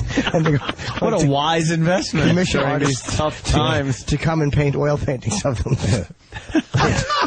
You know what? There is the story about this painter I saw on I think it was on 60 Minutes. This guy who's an American painter, and he paints just shitty landscapes like you see like in a hotel lobby. Yeah. But he became hot as a painter. Like, people just really dig him. This is, to me, like a great example of what is wrong with the whole fucking world, country, really. And he paints these shitty landscapes, and they're so hot that he just makes prints of them, like they're just reproductions. Yeah. But then he adds a couple of dabs of paint to the print to make it original. Holy and then signs his name. And crazy Americans buy these for like $30,000, and then they trade them like they're a big it's like a hobby to buy his paintings. But people like mortgage their homes to buy his paintings. They get obsessed. So they showed him, he flies into Houston in a private jet and goes to this big hall, and it looks like a EST meeting or something. It's thousands of people, like he's God, and he's got a headset, like Garth Brooks. Like he's kind of like a Garth Brooksy cowboyish kind of guy. I'm a painter, man. Watch this shit. And they have all his paintings up on stage, and he's signing them like super fast, and an assistant is just taking one away, and he signs it, takes another one away, and he signs it, and he says, "Every one I sign is worth another $10,000." And he signs, and people are standing and applauding. Oh my God! That he's just printing money. People are so excited that he's rich and that they're giving him money. He must be like, is he from another planet? Does he have hypnotic powers? He's just got that drive. He's got that thing that people like more than anything, that somebody's successful and rich. They're so excited that somebody's rich. I'd love to be like one of those people that can just go in front of a stadium and just talk about how great you are, and have people just be like, yes! Yes, and they're so excited that somebody pulled it off. They're throwing money, and it's usually some religious thing. I gotta get a cult. It's a lot. There is a comedian in the world who succeeded that way. The number one thing people love about that comedian is how successful he is. Like, if you look at people writing about him, the first thing they say is, look how many of these he's sold, and look how great. And they don't, the germ of like what he actually does, that's arbitrary. He's a success story. Yeah. Look how many friends he has on this thing, and look how much. Look at Tony Robbins. For years, he was like fucking the lurch of of being amazing. Yeah. And he'd get out there and just tell people how to make it. Yep. And they were fucking like falling down crying watching this guy. How do you pull that off? And a small percentage of those people will ever make it, even though they buy right into his concept. No, it's Thomas amazing. Kincaid? None of them. What? Thomas Kincaid, the painter. I think that's his name. No, it's Reuben Kincaid. Reuben's his agent is his brother. Oh, is it? Yes, Thomas is Once the he got rid of that pain in the ass redheaded boy, yes, he was able to concentrate on his brother's career. Fucking pedophile. Who's chasing after that little redheaded boy. How about this though? You guys are poking fun, but it's a time now where you can invest. And I'm not on the. I got on the ground floor. A few shares, yeah. But it's a company that makes it's a combination hat, AM FM radio. And I think that in times like this, people like to walk around. Does it say anything on the hat? Does it say anything on the hat? Like, don't bother me, I'm listening or something? AM on one side, FM on the other. That's it? And there's speakers on the inside of the hat, and they aim towards your ears. And you can play it very, very loud. And I just think people like that these days. It's amazing. I believe I saw that somewhere. There's a big, heavy metal dial on the front. That sounds good. Yeah. You have an obsession with hats, Jim. How do you not? They go on your head. How do you not? My dream, they keep you warm and dry. My zenith in life is to make a hat bowling ball combination. That you can bowl your hat and then wear it home. You got Jimmy's Hat Museum. Jimmy just gives up comedy, moves out to New Mexico, and on one of these like highways that you have to drive through, he has just Jimmy's Hat Museum, and it's all his bowling ball and diamond hats and everything. My dream is to be rich enough to have make people wear porcelain hats on my ranch, and then every year we have the famous "How much diarrhea shit can you hold in your hat" contest. Diarrhea shit. like everyone stands there with their porcelain you have to hat. Say diarrhea shit. Yeah, because it's just say diarrhea. That way you can't move your fucking head, or it will spill and you'll lose points. And the winner gets a bag of oranges. Bag of oranges for the winner. Is diarrhea shit like the solid part of the diarrhea, like with the water sifted out? Yeah, taken out. Oh, there's could be. possibly. Let's go to Matt. It out. Like diarrhea pulp. About that. Let's go to Matt in North Carolina. Matt. Oh, I have to change it. I stole that from the office. Yes, you did. I actually didn't mean to. I remember have to change that. Yeah. I have to change that. Matt, what do you got? Damn it. That show that Louis talking about is on NPR. It's called The Giant Pool of Money. That's what it is. The hell is that Thank about? you. I know it's the show you're referencing. Amazing. Thank you, Matt. What it is that there's this thing called the giant pool of money. Right. It's all the money in the world that's in a bank, basically. Right. That it's a lot of it is Chinese. Like a huge amount of it is Chinese. Yeah. And like that's the money that fuels investments and saving and credit. That's where credit comes from. And in China, they were making so much money with their booming economy that their part of the giant pool of money became really huge. And there's all these people that invest that giant pool of money to make it grow. Their obsession is to make it bigger and bigger. So there was too much Chinese money, and they ran out of investments. Like, America's a great place to come and invest in shit. They ran out of investments, and their favorite one was these mortgages. Where people, this is how all this shit started. Yeah. So they started going to mortgage companies and saying, we want in more. We want more, go give away more money for us to loan out. And the mortgage companies went, we just don't have any more qualified lenders. Fuck qualified! Yes, just go get us more money. So they lowered the standards a little bit, and then they go to Congress and juice up those people and get them to lower the standards legally, and then they stay way, way close to the limits. And then they find a way to take some, like, there's a few fucked up loans, but they bundle them with good loans. Yeah. And then they sell them. So you're selling a package that has an average default risk of whatever, 10 or whatever it is, but there's like a couple of ones in there. And then there's a bunch of 20s, but it's a 10, so it's okay. So you start averaging out and bundling, and this NPR show, Giant Pool of Money NPR, you could probably Google it and find it. They talk to people that, like this bartender in Portland, he was a bartender, and one of his customers he served drinks to once a day said, hey man, I don't have enough people in my office to give away these loans. Do you want to just come work for me? And like 3 months later, that bartender has a Porsche and a mansion just because he's just bundling shit loans with good loans. Wow. And then selling them to somebody who then bundles those, averages and averages even more to the point where nobody knows. And now no one can untangle the bad from the good loans. Yeah, yeah. And after a while, they're giving people loans and they say, like, how much money do you make a year? And the guy goes, 20,000. Say 30. 30,000. Okay, can you prove that you make that? No. It's okay. Yeah, give me a phone bill. Right. They get a fax like every day saying these are the new standards for loans. And it would say like, here's how much the person has to earn and here's how provable it has to be. Yeah. Here's how much you have to be able to prove that he earns that. You need this much proof. You need a tax return. You need, to call the employee and then go check out their thing. And that went down to, you don't have to call the employee anymore. You just need a tax return. Well, you can use an old tax return. Yeah, we don't care. It has to be 2 years old. It has to be 3 years old. And then finally, somebody started getting faxes that said, verification of income, don't need it. Literally don't to buy need a it. house. If they say they make, all they have to do is say they make this much. Wow. And so that's when how did this bad burst? Because I had trouble getting a loan. My credit was kind of for comics. It's weird. I guess about 3 years ago, I was only able to get one through one place.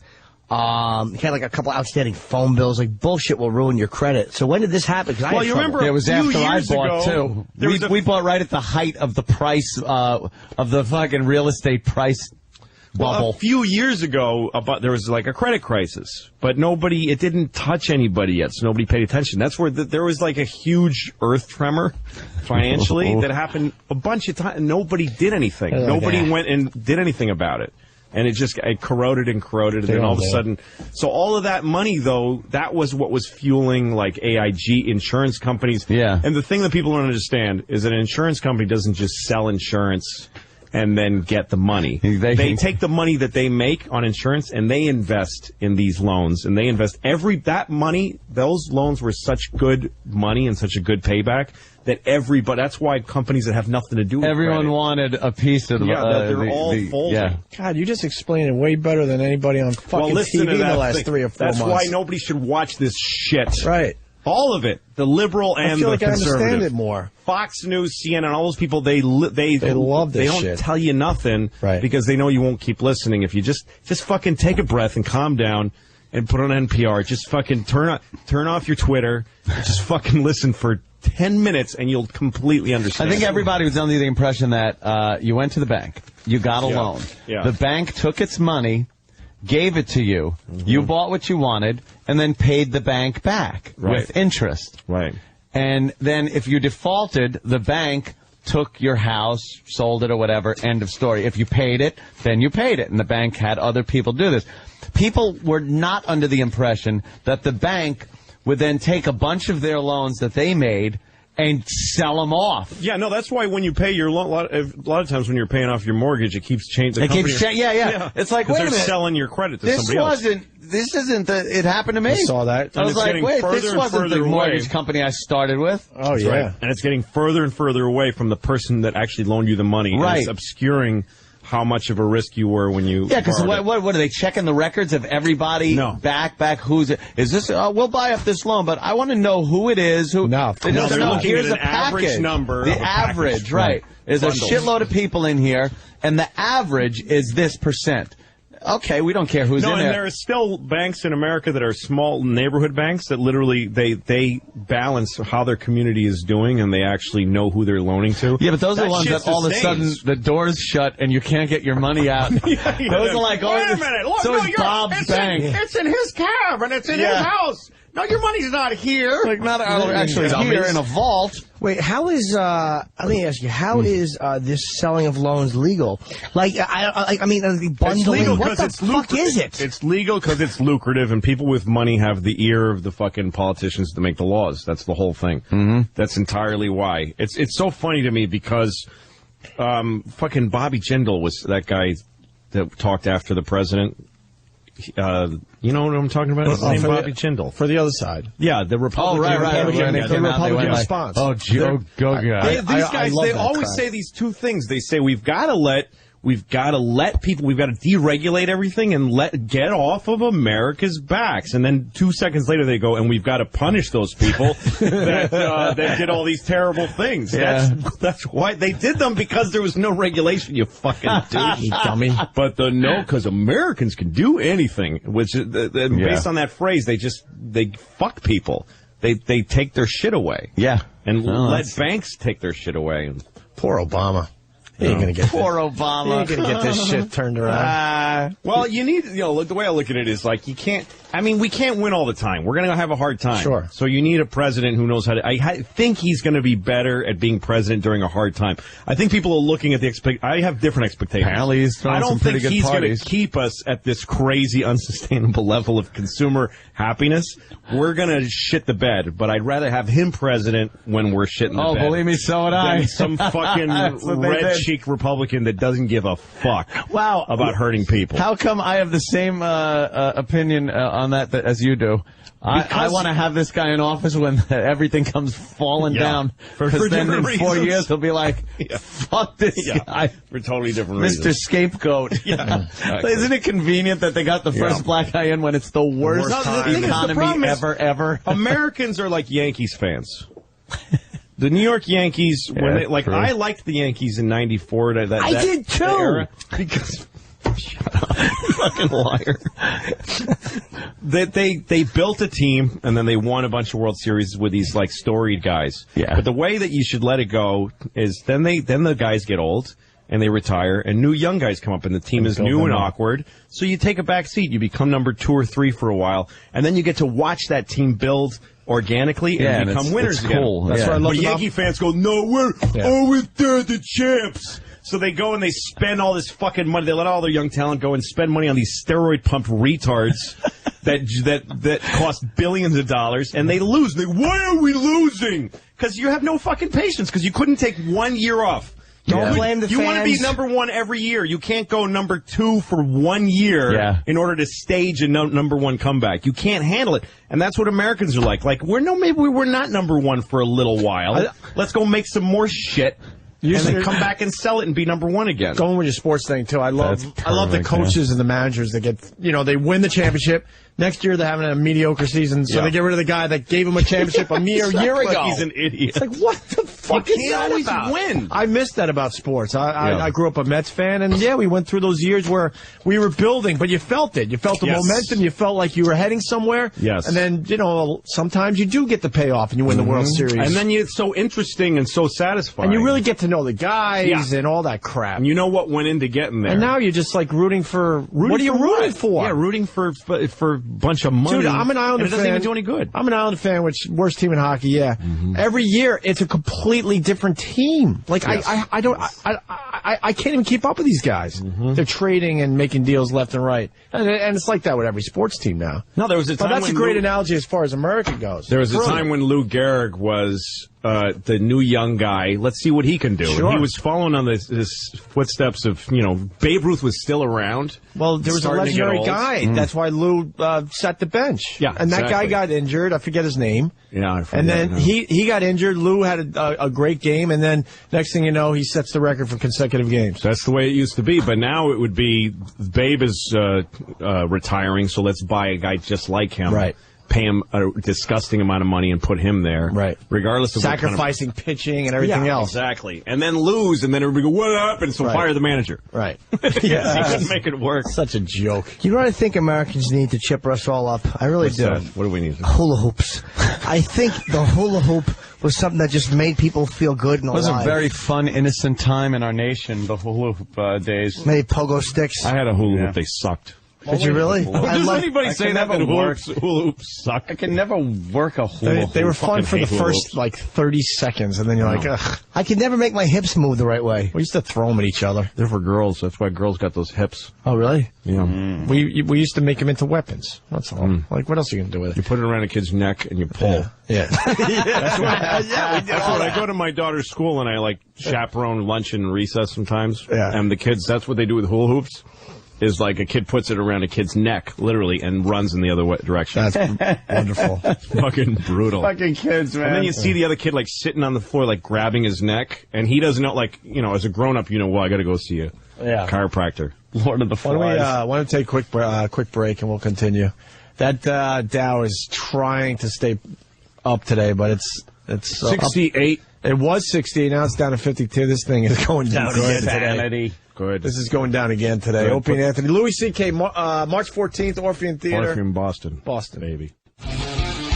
Hanging with Louis C.K. today. Opie and Anthony. Louis is a fascinating guy, man. Really is. He got a lot going on in that head. We both had the exact same thought, except yours went into fascinating guy, and mine went to douchebag. I'll start with Louis. That's parallel thinking, Jim. That is parallel. Yeah, Louis is a very interesting dude, man. Always There's a lot going on. A very knowledgeable fellow. Yeah. When Louis You're a comes good in, talker. look Like fake. me and Louis walking I'm around. a fraud. I'm a fraud. Okay, I'm a fraud. We were walking around Montreal doing the festival like 2003 or whatever, and you were just telling stories, and it was most people I can't listen to for more than 5 seconds. Yeah. But you're a very interesting guy to listen to. And then we got some hand jobs. Yeah, from each other, Yeah. which was amazing. We pretended they were other people, so we're not faggots. There was a place in Montreal. He came on my wrist and laughed. Just left me hanging. Your wrist. What a big joke. I know. Just a big joke. Not even a good fucking No, it was awful. push. Comes out like lava. There was I places was cupping his red balls, and all of a sudden, fucking all over my wrist. I was like, come on, Lou, that's my watch hand. There were some places in Montreal that were like, it says model upstairs, that kind of thing. And Yeah. you go up, and they don't quite have sex with you, and there's all these weird ways. And there was one where there's like a plexiglass body that you step into, like it's sort of hollowed out. You have to step into this plastic thing, and then your dick goes into this. And the woman jacks off the plastic that's over your dick.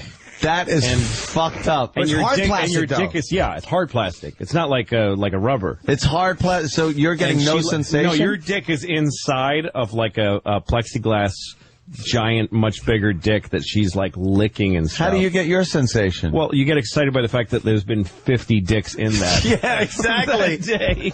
And that you're actually like your dick is smushed against some pubic hair of some fucking So it looks like Canadian so guy. it's supposed to look like she's you're sucking your getting dick. some kind of fucking blowjob And your and stuff. face goes inside of another face. It's That's the fucked creepiest thing I've ever So you're seen in my life. supposed to imagine, and that's supposed to like get you off, or Yeah. you wouldn't come though.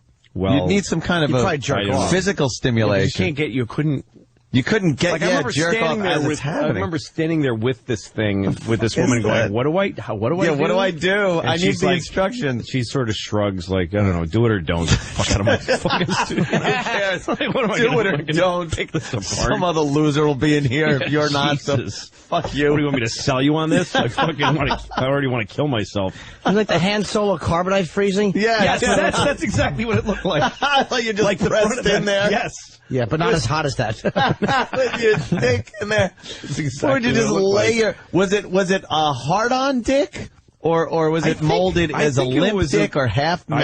I don't remember that. It had to be hard. Had to be. Did it? Sure, because how else? You know what? I don't think it was like really like a dick shape. It was just a kind of a bulging, bulging tube. Why would you put your dick in there? You know everyone else is just jizzing in there. Because you want to get some pussy. It's hot, man. It's hot. Because you're getting pussy. Sexy. Only there's plastic in between you. I thought I've heard like every time a peep show and thing where you go in and get some kind of thing, but that I've never heard of. It's terrible. It's bizarre.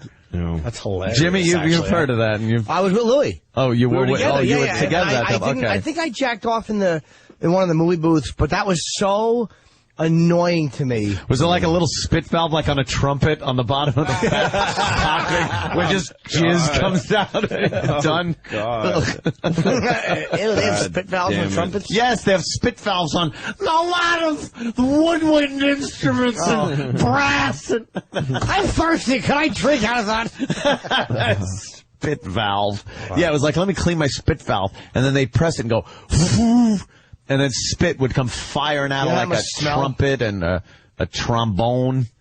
Things like that. Your brass, I think, has a spit the valve. boat that they found. you Yes. know? I love the description of Survivor found 2 NFL players, one other man. Yeah. Still Yeah. missing. Instead Who of gives a 3 men shit what missing. he does? I'm other it's, man. It's 3 human beings, you Yeah, assholes. as long as you're saying what 2 of them do for a living. Right. Because Who cares what the other They man want does? you to care a little more. It's Yeah, like, exactly. What does the other guy do? Well, I watch the NFL, fucking so relief fuck. worker or some shit. We really do put Actually, priorities on people. He was a failure. He played college football, but didn't make it into Yeah. into So the because he NFL. didn't make the Right. cut, he's 'Cause other there's man. other man. They're all pals from college that played, and this guy played. Wow. Wasn't good enough for the NFL, so now he's just other man. That's what the Survivor was. The Survivor. No. There was 2 non-players. Oh, okay. One survived. The NFL players missing. God. 2 NFL players, 1 other man still missing. You could just say 2 NFL players, 1 white man still missing. That is a small fucking boat for 50 miles out. That's stupid. That's their first So mistake. they went out in... They want to go They for went some too big far fish. in that thing. Yeah. Yeah.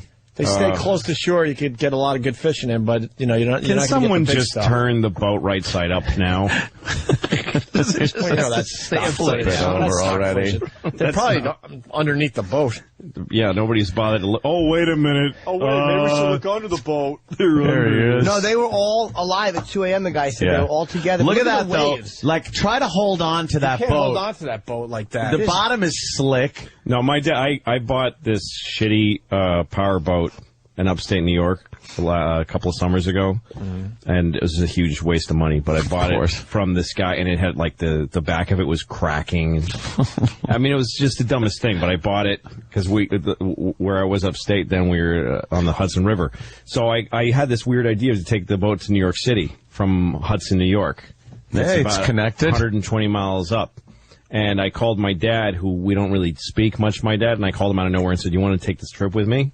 So he drove, and I'm with my dad, who I don't really communicate with, and we took this trip down the Hudson River on this boat. And when we got into the mouth of the fucking Hudson here, New York Harbor. The Hudson River isn't really that bad, but there are parts around Manhattan that are fucking treacherous. By the way, I had no knowledge of boating or anything. Oh no! You don't need anything to buy a boat. You just buy it. You don't really need a license. You go to the. You have to register. You only have to go to the DMV to register the trailer that it sits on. Yeah. And when you do that, if they have one, they throw you a boating manual and say, if you could take a look at this. Yeah. So I just went out on the river just with no fucking idea. I don't even know how much my gas tanks hold. Oh, you are fucking crazy. There's an accident waiting to happen. You don't even know where the next gas station or the fill up will be. Well, because I'm fine with if I run out of gas on the boat, and then someone takes it and they keep the boat. I don't care.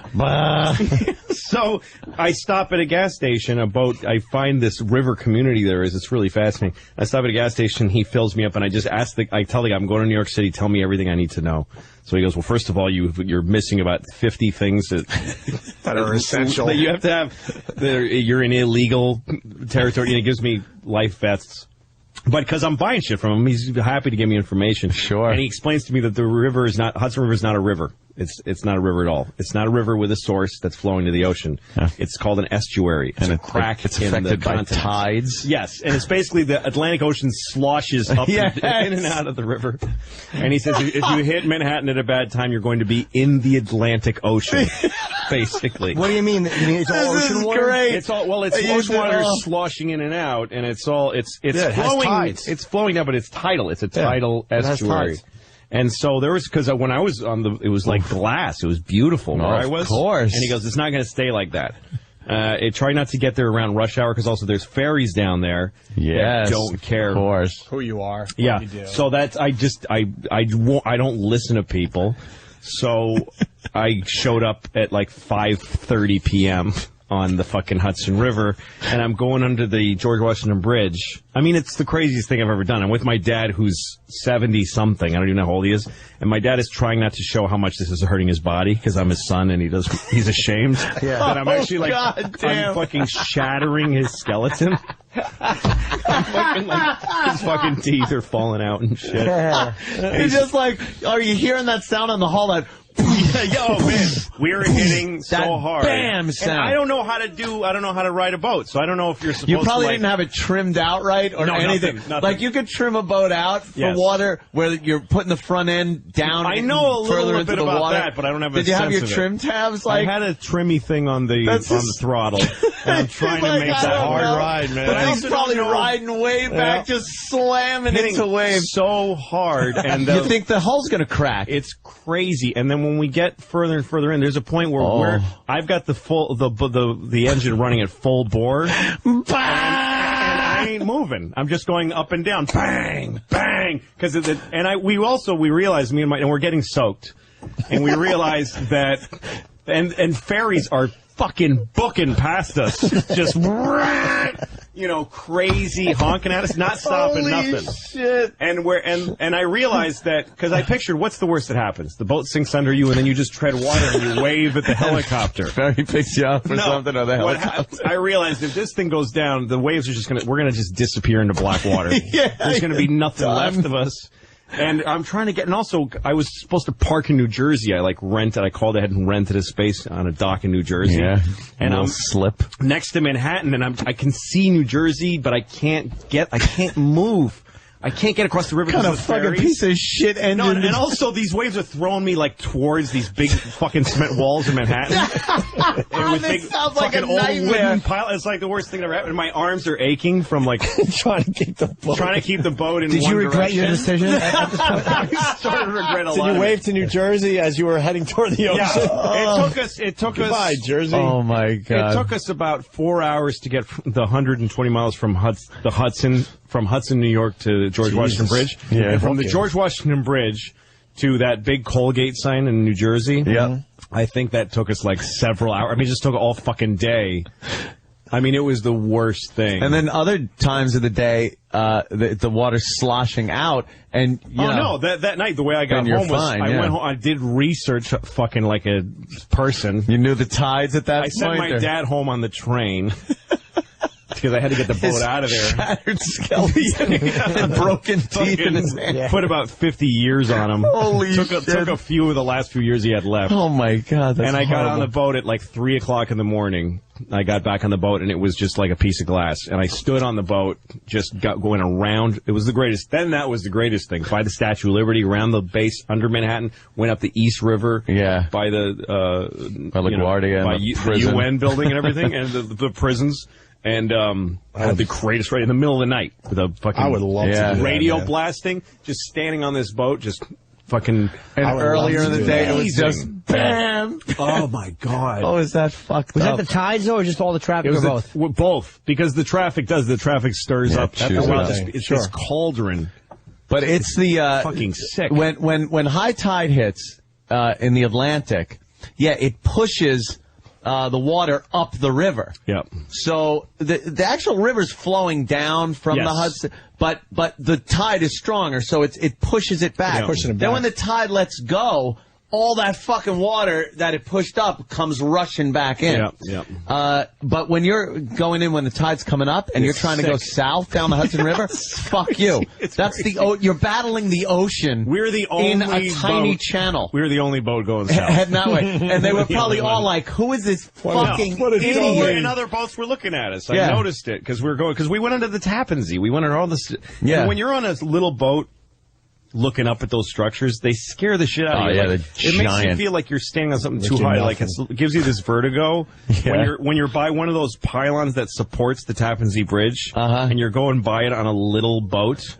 It's just, you feel sick to your stomach because you're like, this is all just too huge for me. This is like Blade Runner. Like I can't hack this. Wait, what kind of, it was like a little motorboat? It was like a it was smaller than that shit that's upside down in Florida right now. Well, that's a 20-footer that we're looking at on TV. It was, I don't know how many feet it was. It was four seats, front and back. Maybe, or and a little tiny fake cuddy cabin. Can I solve this mystery for everybody, the NFL player thing? It's so obvious what happened, because the guy they rescued was sitting on top of the thing holding on to the anchor. Yeah. When this fucking thing flipped over, it was every man for themselves, and it's like, fuck you, I know we're all friends, but now it's like whoever the strongest guy is going to survive. Because there was only one slot to hang on, and it was the position that guy took. He was Kate Winslet while Leo froze in the water. Slipped under the surface. I would bet money there was some kind of struggle, and this guy won over the other three, because they all went into panic mode. Because if you look at the boat, there's nowhere else to hold on to. Yeah. It's possible. You would think, maybe life jackets.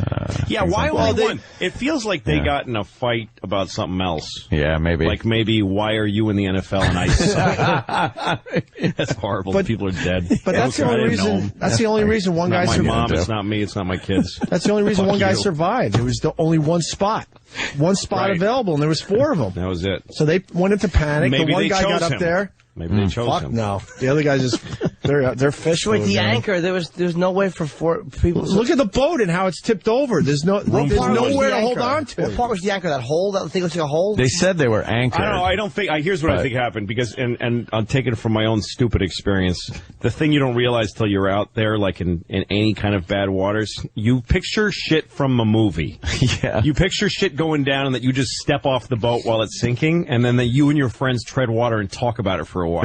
Yeah. And that one by one you try to help each other, and whatever, a shark comes and eats one. Ugh. That there's this whole thing where the humans survive. But when a boat goes down, it takes fucking a nanosecond for your dumb little lungs to fill with water, and you're just dead. Sink. You're gone. The other three guys. You're being picked at by little fish as you're going down to the bottom. Really quickly. Yeah. That's it. They're just, that lifeless fucking dull eyeball is just being plucked away. Oh, God. It's just weird that one survivor had a nice seat on top of the boat. Well, he was lucky. He was lucky, or he had better reflexes, because that shit happens really when a boat capsizes in bad water. There's just everybody dies. Mm-hmm. It's not a slow. Hey, I think we're rolling over. Yeah. This boat's rolling. No, we're underwater. Oh, that's not oxygen. Whoops. Dead. I'm dead now. But your boat story rules. I always want to go up and down that Hudson River, too. Now I learned a lot today from you. Oh, it was well worth it. I'm going to have to study some shit before I do it. Well, because I learned, because when I went up to Hudson to get this house that now belongs to my ex-wife. We went, we found this town called Hudson in New York that's this really, it looks like Nantucket. It's a very colonial-looking kind of, it looks like a New England town. And I read about it, and I found out that what Hudson, New York is, it's 120 miles up the river. And what it is they were people from Nantucket who were whalers.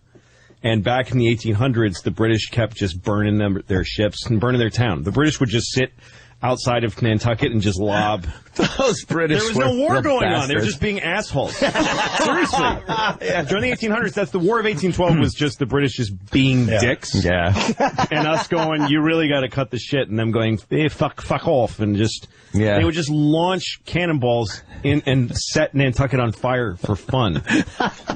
So a bunch of people near Nantucket said, let's just get out of here, and they all left together, all these whalers. And they found Hudson, New York, which was a nice place to build a town up the Hudson River. And so what they would do is they take their whaling ships. This is the fucking 1800s. People, like, with wood and iron. Yeah. They took their ships and they go out into the fucking North Atlantic and they kill a whale. And they drag it with these boats up the Hudson River, all those fucking miles. And they'd cut it up and then send it down the river in pieces. You know, that isn't right, man.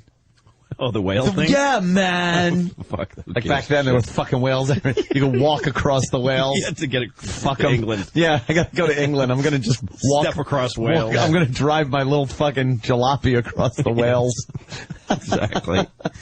But so then they were safer there. The English couldn't get at them. They said, fuck it, we're going to hang out and then here. It became this port because people were, so farmers in upstate New York would take their sheep and slaughter them in Hudson and send the meat down river to New York City. So fucking primitive. Yeah, so amazing. Yeah. There's the town we bought a house in used to be all whorehouses for farmers. Really? They were whorehouses with stables.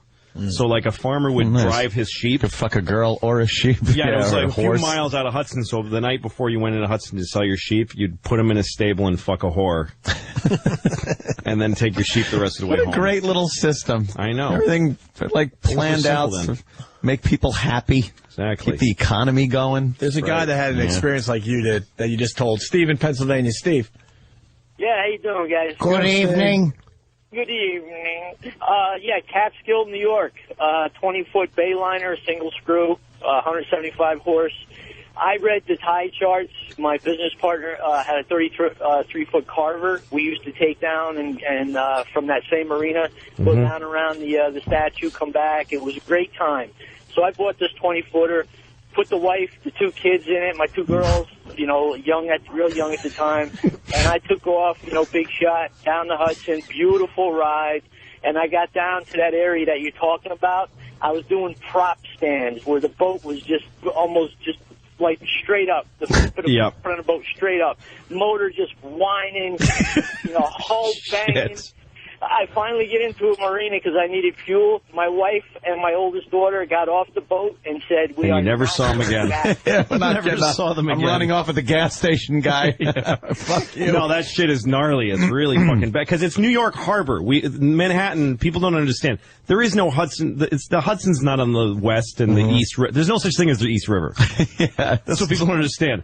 It's all in New York Harbor. It's a harbor of the Atlantic Ocean. Right. That on the left side, it looks like a river, so we call that the Hudson River. Yeah.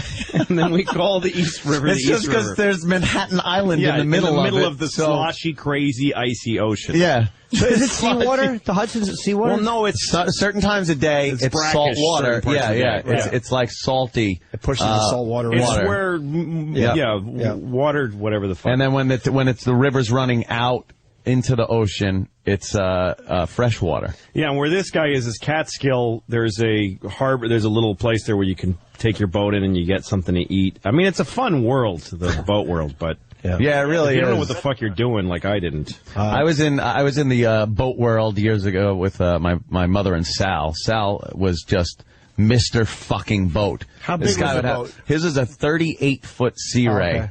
I mean, it was really fucking nice, really nice. And he would drink. You could park that shit anywhere. He would fucking drink on the way from, like, I guess they were in where is it? Oakdale, Long Island.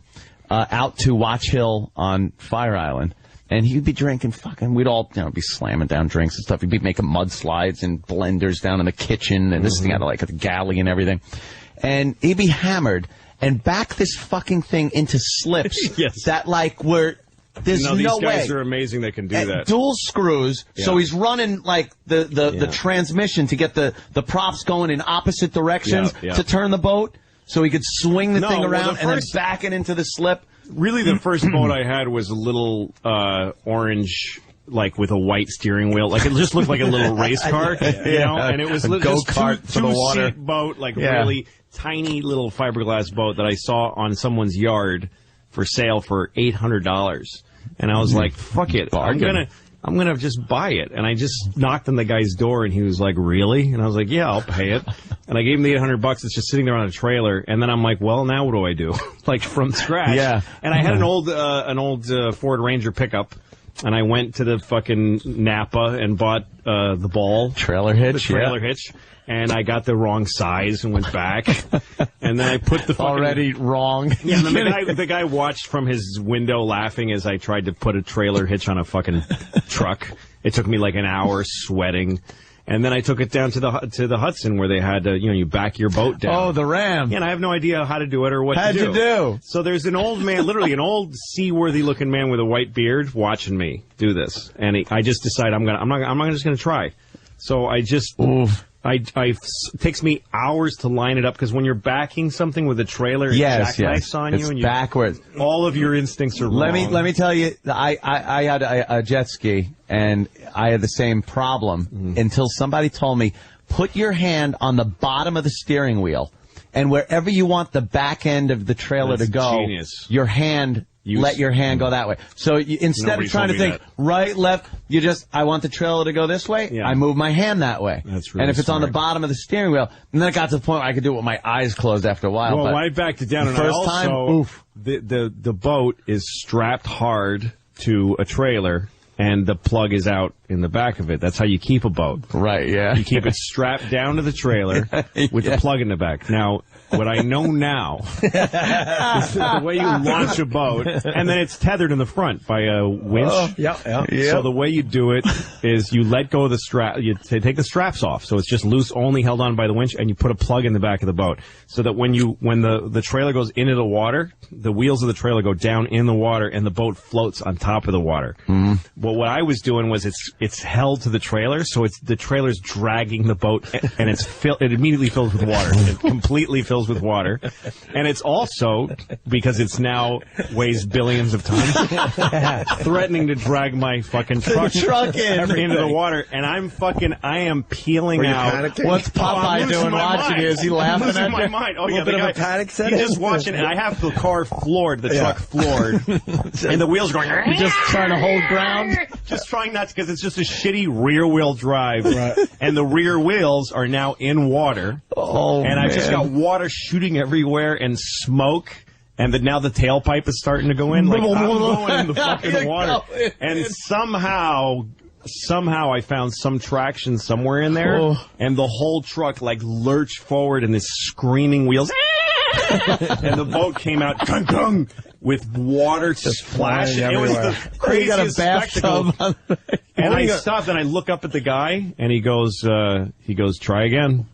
He goes, what'd you learn? What'd you learn? That's great. And so I got out of the truck, and I'm like, okay, there's a plug in the back.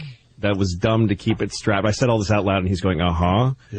And he goes, he said, you know what? The guy said to me, you're going to be having the time of your life in about half an hour.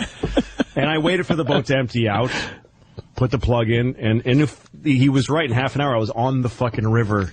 Owning a boat is great. With Owning beer. a boat. Yeah, with beer. Yeah, I'll never do it again. Boy, how do you get it back onto the trailer? Like, what if there's people there? You have to, if there's people there waiting, like expert boaters. They'll start yelling at you. They hate you. They're not going to be They will and fucking yell at you. The thing I can't do that those guys do is just fucking drive my boat back onto the thing and then, run up to the top of it and winch it. You back the trailer into the water. Yeah. And then where's your boat while you do that? Your boat is kind of tied up, on the side by the dock. You back in, you quickly, because you're running now because you don't want to be the guy. You get in your boat, you fucking give it a little juice, and up onto the trailer that's kind of halfway submerged. Yeah. I don't have the skills, so I would use the ropes of the boat. You got to cut back. Would you pull it onto the trailer? Sometimes, like we're using block and tackle. Yes, exactly. And I'm trying to, and my feet are now in water, getting cut on the bottom of the fucking river. Yeah, really smooth by the ramps. Yeah, where people throw their beer cans and bottles. And I've gotten, my fingers are bleeding, and I'm grunting, and there's a guy standing on his boat with his hands on his hips. Fucking hating me. All right, come on. I used to wait for can't back it up guy. They were the worst because you knew it wasn't going to get any faster once it got into the water. No. And it's like, you could see him trying to figure out if the back of my truck is going left, the trailer's going right. All right, I gotta do this. And then it's going off the side of the ramp, so he's got to go forward again, and you're just going, come on, come on. And you're just looking at your watch. Time is wasting. The sun's going down. You fucking want to get out there. God damn it. And once that guy told me the hand on the bottom of the wheel, and then I would hang out the window of my truck and just look backwards, not even use the mirror because you couldn't really see. No, the mirror doesn't help.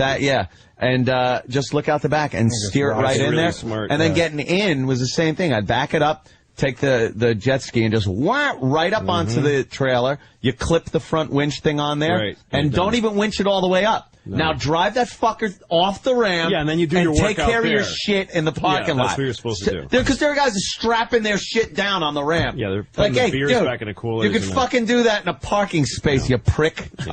There's a guy, coal shoveler from Richmond. He writes, tell Louis that there are old retired guys that sit down by the boat ramps just to watch people like him and laugh at him.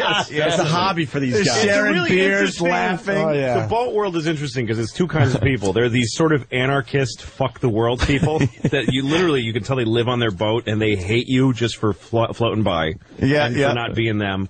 And they don't pay taxes. They live on a, you know what I mean? They're just off the grid boat people. Yeah. And then there's these people that are holding on to this idea that they're Mr. and Mrs. Howell, these fucking people. Because in Hudson, this town I'm describing is a dump. It's all unemployed. There's no business up there.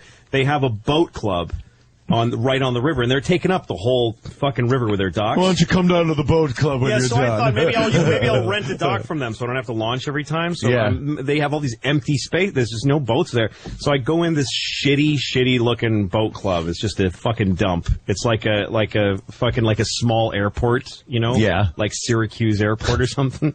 And I go in there, and there's these people in white sweaters and white shorts. And I go, do you rent the docks? You have to become a member, and you have have to. You can't become a member if you don't. If you don't. Here's some production for you. You Tim need a in Philly. reference to become a member. A reference. Tell us a little about yourself. And I'm like, I make more than all you motherfuckers. Yeah, well. You. This guy owns a fucking local car dealership, maybe. Yeah. And this cunt owns a Cumberland Farms. That's where they go to feel important and rich. Yeah, exactly. I'm like, I'm famous, you motherfuckers. My word, show people, not in our club. My goodness. How much is it to rent a little space to park your boat? A slip. It's by the foot. And up there, they wouldn't let me. They just wouldn't let me because I'm not a member of their community. We know you're part Mexican. Exactly. I don't remember what it costs. I don't remember. In New Jersey, it's vastly cheaper than New York City. You're like every hour you're sweating the hours. It's by the hour and it's by the foot and it's tons. Oh, in New York, you can't just rent and keep your boat there all the time. Well, if you're rich, yeah. And there's like the 79th Street boat basin. Yeah, there's a few marinas down around that has Manhattan, that's a public something, but that's about waiting lists and stuff like that. How much do you think they are? I mean, is it like $50 a day? I mean, I have no concept. I don't even remember. I never rented in New York. It's probably so much more expensive than having a monthly parking thing in a garage, that's for sure. Yeah. A lot of people pull them out during the winter and dry dock. Yeah. It's the cheaper What's dry dock mean? You go, you play in the water. Yeah, it's not in the water. I mean, but like, where do you dry dock it? It's usually a boatyard, a boatyard or an indoor warehouse. But then they actually take them on these big lifts and stack them on shelves in these warehouses or outside. They wrap them in plastic. Right. And shrink wrap, and then that's what those they things stack them. Yeah, I always thought they were new boats for sale. I've seen those before. It's a new boat for sale. I'll have that one. Yeah, and they stack them up, and it's cheaper, and it doesn't get as damaged. You don't have to worry about hurricanes and dry docking. So could be a lot worse. Yes, dry docking. There's another one. Yeah, another definition. Two unclipped men in heat. One with prostate problems. Dry dock. All right, so they'll wrap your boat in plastic. Do they come and get it off the marina for you, or you got to bring it to them? I think they come and get it. I think you need a truck to you ever see those giant trucks with giant ships on the expressway? Yes. And you're driving just going, what the fuck what is that? That has no business being on the road. How big is like a good size yacht? Like a good size fucking rich guy yacht? Well, geez, they get so huge. You start getting over 50 feet, and you're talking like, you better know how to fucking drive this thing and with everything. No. You got to know how to back it in. You know how by the way, you know how I got back to New York, back to Hudson, because it was pitch black and some of that. I took the GPS out of my car. Oh shit! With a suction cup. That's what kind of I had back then. And I stuck it. I swear to God, it's the smartest thing I ever did. No shit. And I stuck it on the boat, and it fucking took me. It knew the contour of the river. Yeah. The GPS is like, dude, you're not on a road. I can't have get you you anywhere. Take the fucking but FDR. This is where you are. For your information, I don't know why you're here, but you're here. And there was a few times that it saved me because I couldn't fucking see, and I wasn't sure what part. But it doesn't tell you where the rocks are. Well, and also you can't. You have to stay within a boating. You have to like stay him and Henry Well, Fonda there's a boating fishing. channel. Lanes. There's a boating channel, and you have to stay within it. But sometimes you lose the buoys, and you don't. You knew, and I did have a chart. Like I can read a chart, and I know where a boating channel is. But I couldn't see. I didn't know how far I was from either shore. I'm in the middle of fucking. It's that dark out there. There's a bay. There's a bay right after the Tappan Zee. If you're going north, something bay that's just enormous, and you really can't see the left or the right. So you feel like you're in the ocean, and it gets really scary. You can get turned around. The GPS fucking told me right where I was, and there was times where I was headed towards fucking land that I couldn't see because it was just car GPS. My car GPS got me back to Hudson. It probably says specifically not to be used for maritime or aviation use. Well, you can load them. You can load them with those GPSs with maritime maps. You can. Yeah, but I didn't have that. I used the car get you home in your car map. I tell you, the first thing I ever did, and this was horrifically stupid. I bought a Sea-Doo, a 2-seater, sit-down jet ski, a personal watercraft, which obviously I couldn't afford. That's another story. By the way, I know these boats I bought instead of groceries. That's part of why I'm not married anymore. The one thing I'll cop to is that I did really dumb things with my money my whole life. They wound up giving me a $10,000 credit card. Nice. because I had gotten a $5,000 one and maxed it out, but I was paying the minimum. Yeah. So they just sent me another one and said, "Hey, here's an application." I filled it out, and I had the credit limit was $10,000. You're a perfect customer. Now I got a $10,000 credit limit thing. So I went right down to the fucking place where they sell personal watercraft, bought a Sea-Doo and a trailer.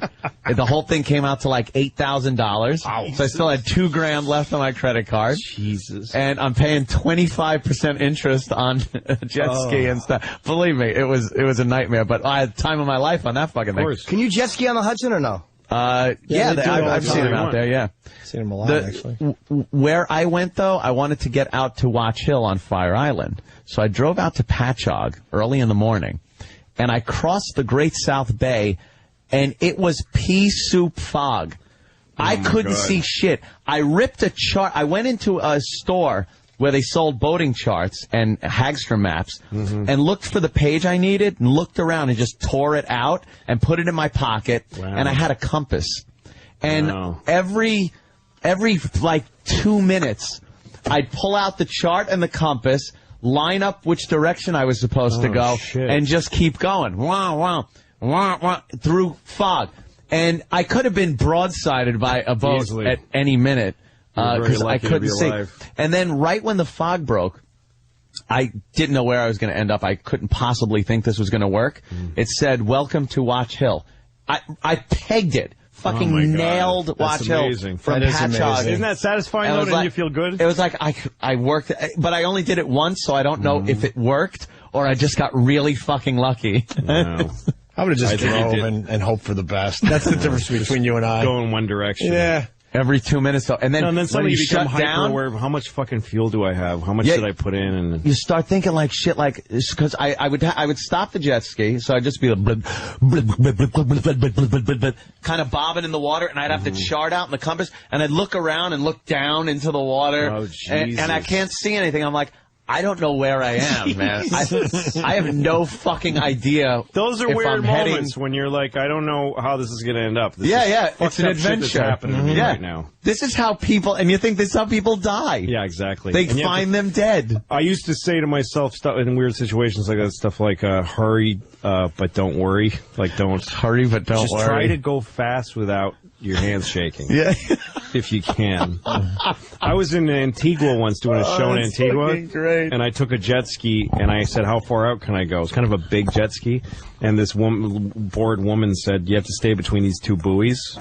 But she didn't say how far out I could go. Yeah. So I just kept going out further and further and further away till like the land is like a little brown strip behind me. Oh, shit. And I don't know nothing about water, so this is before I had boats or anything.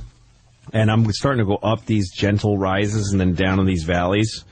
And I'm not really aware of how that they're getting bigger. Holy shit. And I don't know how ocean. I'm in the Caribbean Sea. You're in the fucking ocean, dude. Which makes it harder to see the land now. Yes. And now, so then at one point, the last one I remember seeing was that perfect storm wave. I went that it was like that I was going down into this valley of water, and I look, and all around me is blue water.